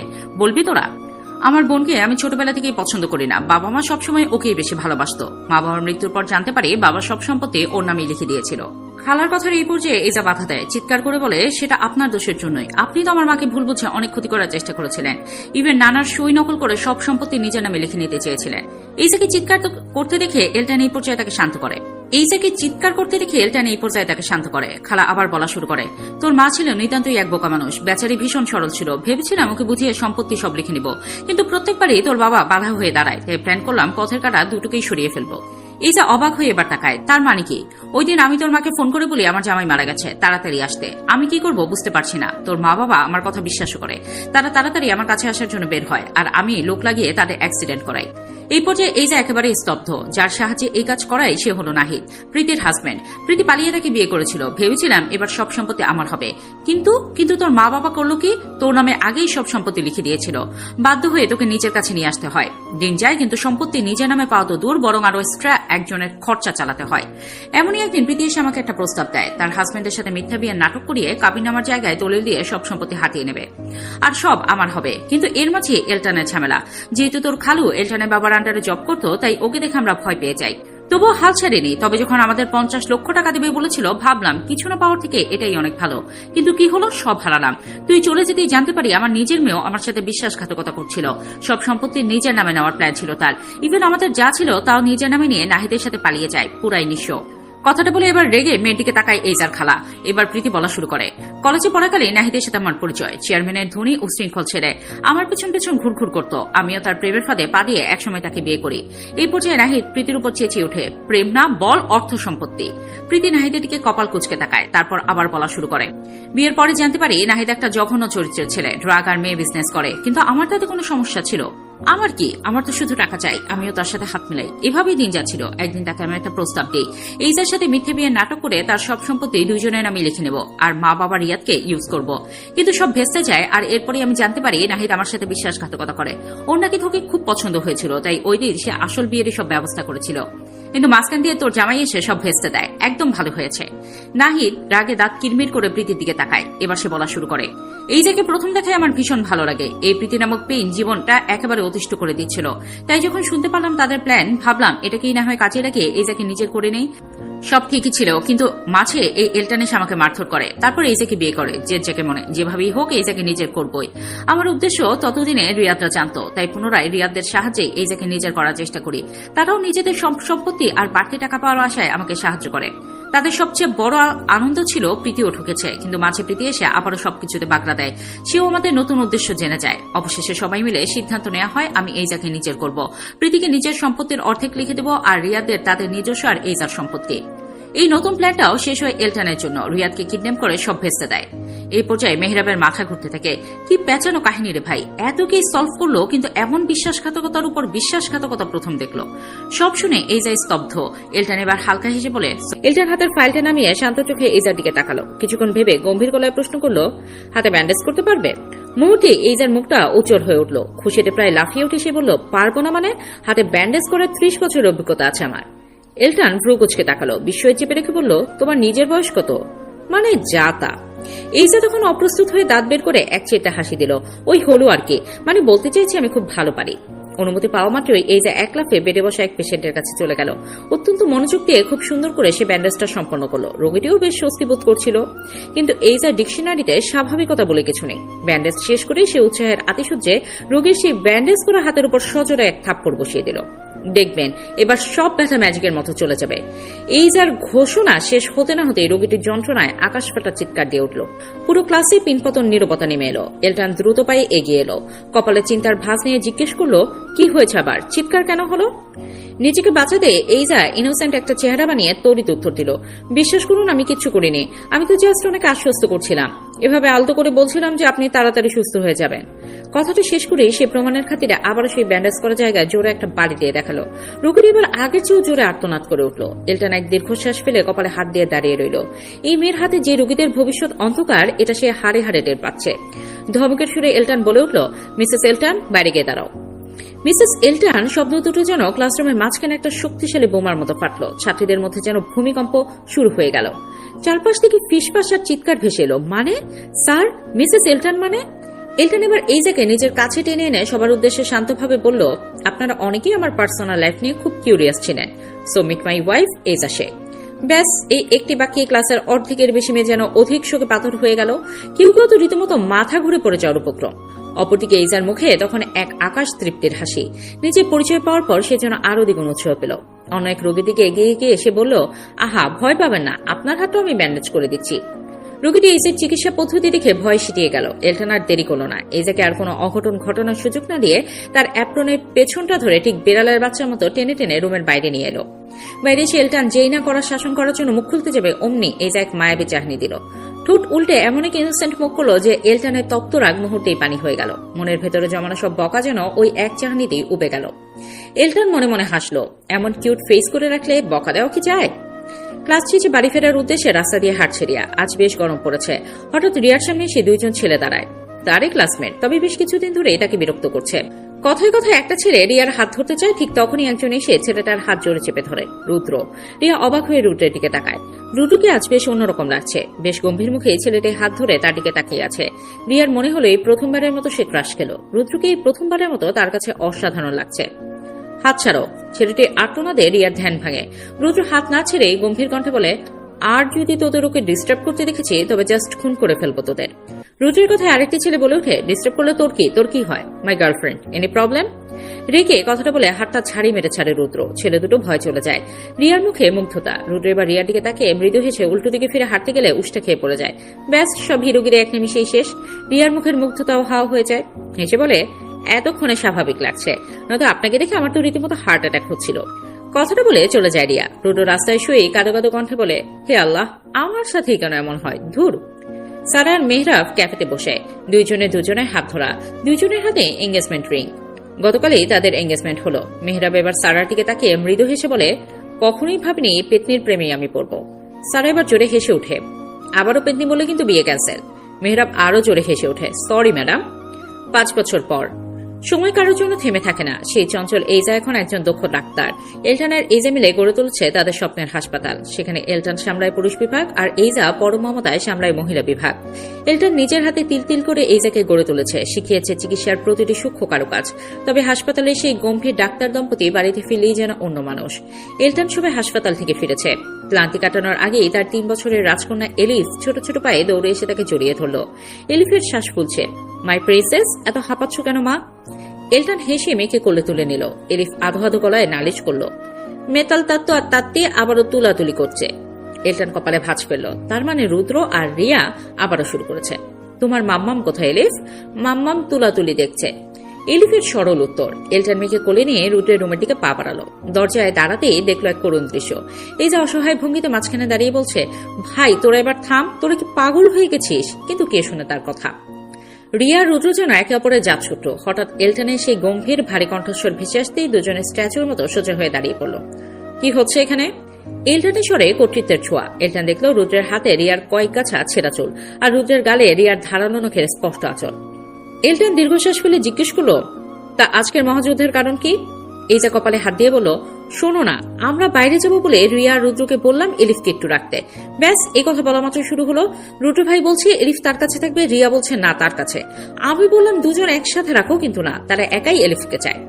এলটান এবার গম্ভীর মুখে রায় দিল, কালই তো ওদের ডিভোর্স করাবো। এভাবে প্রতিদিনের অশান্তি আর সহ্য হচ্ছে না। ডিভোর্স শব্দটা শুনে রিয়া রুদ্রের আত্মারাম খাঁচা ছাড়া। দুজনই একসাথে চিৎকার করে উঠল, না না ভাইয়া, এমন কাজ ভুলেও করো না, আমরা আর ঝগড়া করবো না, প্রমিস। তাদের করুণ মুখ দেখে এলটান আর এইজা একে অপরের দিকে তাকিয়ে হেসে ফেলল। এলটান পরিস্থিতি স্বাভাবিক করতে বলল, তোদের আর কষ্ট করে এলিফকে রাখতে হবে না, সারার মেহরাব আসছে। কথাটা শোনা মাত্রই রিয়া, রুদ্র আর এইজার মুখে হাসি ফুটে উঠল। ঠিক তখনই নিচে গাড়ির হর্নের শব্দ শোনা গেল। রিয়া, রুদ্র এবার কে আগে নামবে তা নিয়ে আবারও ধাক্কাধাক্কি করতে করতে নিচে দৌড় দিল। এইজাও নিচে যাওয়ার জন্য পা বাড়াতে যাচ্ছিল, কিন্তু এলটান চট করে তার হাতটা ধরে ফেলল। চোখ টিপে ধরে মিষ্টি গলায় বলল, কোথায় যাচ্ছ ডার্লিং? এলটানের রোমান্টিক মুড দেখে এইজা লজ্জা পেল ঠিকই, কিন্তু কোলে থাকা এলিফেপার মোছড়ামুছড়ি শুরু করলো। পাপ্পা ছাড়ো, পোপা আর পপির কাছে যাব। এলটান হেসে মেয়েকে ছেড়ে দিল। চলো প্রিন্সেস, তোমার মামামের সাথে রোমান্স না হয় পরেই জমানো যাবে।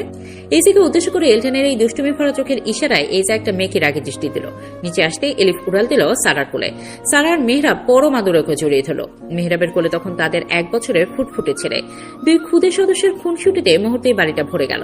এইজার এলটান বেশ অনেকদিন পর তাদের আগের হসপিটালে এলো। এইজা ঘুরে ঘুরে চারপাশ দেখছে আর পুরনো স্মৃতিগুলো মনে করছে। হাঁটতে হাঁটতে এইজা ঠিক সেই ক্লাসরুমটার সামনে এসে স্থির হলো যেখানে গম্ভীর এলটানের সাথে তার জীবনের প্রথম মোড় ঘোরানো কথোপকথন হয়েছিল। অতীতের সেই স্মৃতিগুলো যেন রূপলি পর্দার মতো তার চোখের সামনে ভেসে উঠল। এলটান আলতো পায়ে এইজার পেছনে এসে দাঁড়ালো। দীর্ঘ এক প্রশান্তির নিঃশ্বাস ফেলে বলল, সময় কত তাড়াতাড়ি চলে যায়, তাই না? এইজা পাশ ফিরে এলটানের দিকে তাকালো। সেই একই তীক্ষ্ণ দৃষ্টি, একই আত্মবিশ্বাস, শুধু এখন তাতে মিশে আছে অগাধ ভালোবাসা। হুট করে এইজার ভেতরে সেই পুরনো চঞ্চলতা জেগে উঠল। সে ভ্রু কুঁচকে কৃত্রিম বিস্ময় নিয়ে নাটকীয় ভঙ্গিতে বলে উঠল, মাফ করবেন, কি আপনি? আপনাকে তো ঠিক চিনতে পারছি না। কোনো পেশেন্ট কি? এইজার এমন অকস্মাৎ ড্রামা দেখে এলটান নিজের গাম্ভীর্য ধরে রাখতে পারল না। তার বুক ফাটা হাসির শব্দে যেন ক্লাসরুমে নিস্তব্ধতা কেটে গেল। সে এক ঝটকায় এইজাকে নিজের আরো কাছে টেনে নিল। এইজার কপালে নিজের কপাল থেকে খুব নিচু আর আবেগপ্রবণ গলায় বলল, চিনতে পারছো না? আচ্ছা, মনে করিয়ে দিচ্ছে, আমি হলাম সেই গম্ভীর ডাক্তার যে এই পাগল মেয়েটার প্রেমে পড়ে নিজের সব গাম্ভীর্য বিসর্জন দিয়েছে। এলটান এইজার চোখের দিকে তাকিয়ে পরম মমতায় যোগ করল, মাই সুইট ড্রামা কুইন, সবসময় সর্বদা জীবনের প্রতিটি মুহূর্তে এই হৃদয়ে তোমারই প্রতিচ্ছবি ছিল, আছে আর ভবিষ্যতেও থাকবে ইনশাআল্লাহ। গল্পটা কেমন লেগেছে জানাবেন। নতুন গল্প কালকে আসবে।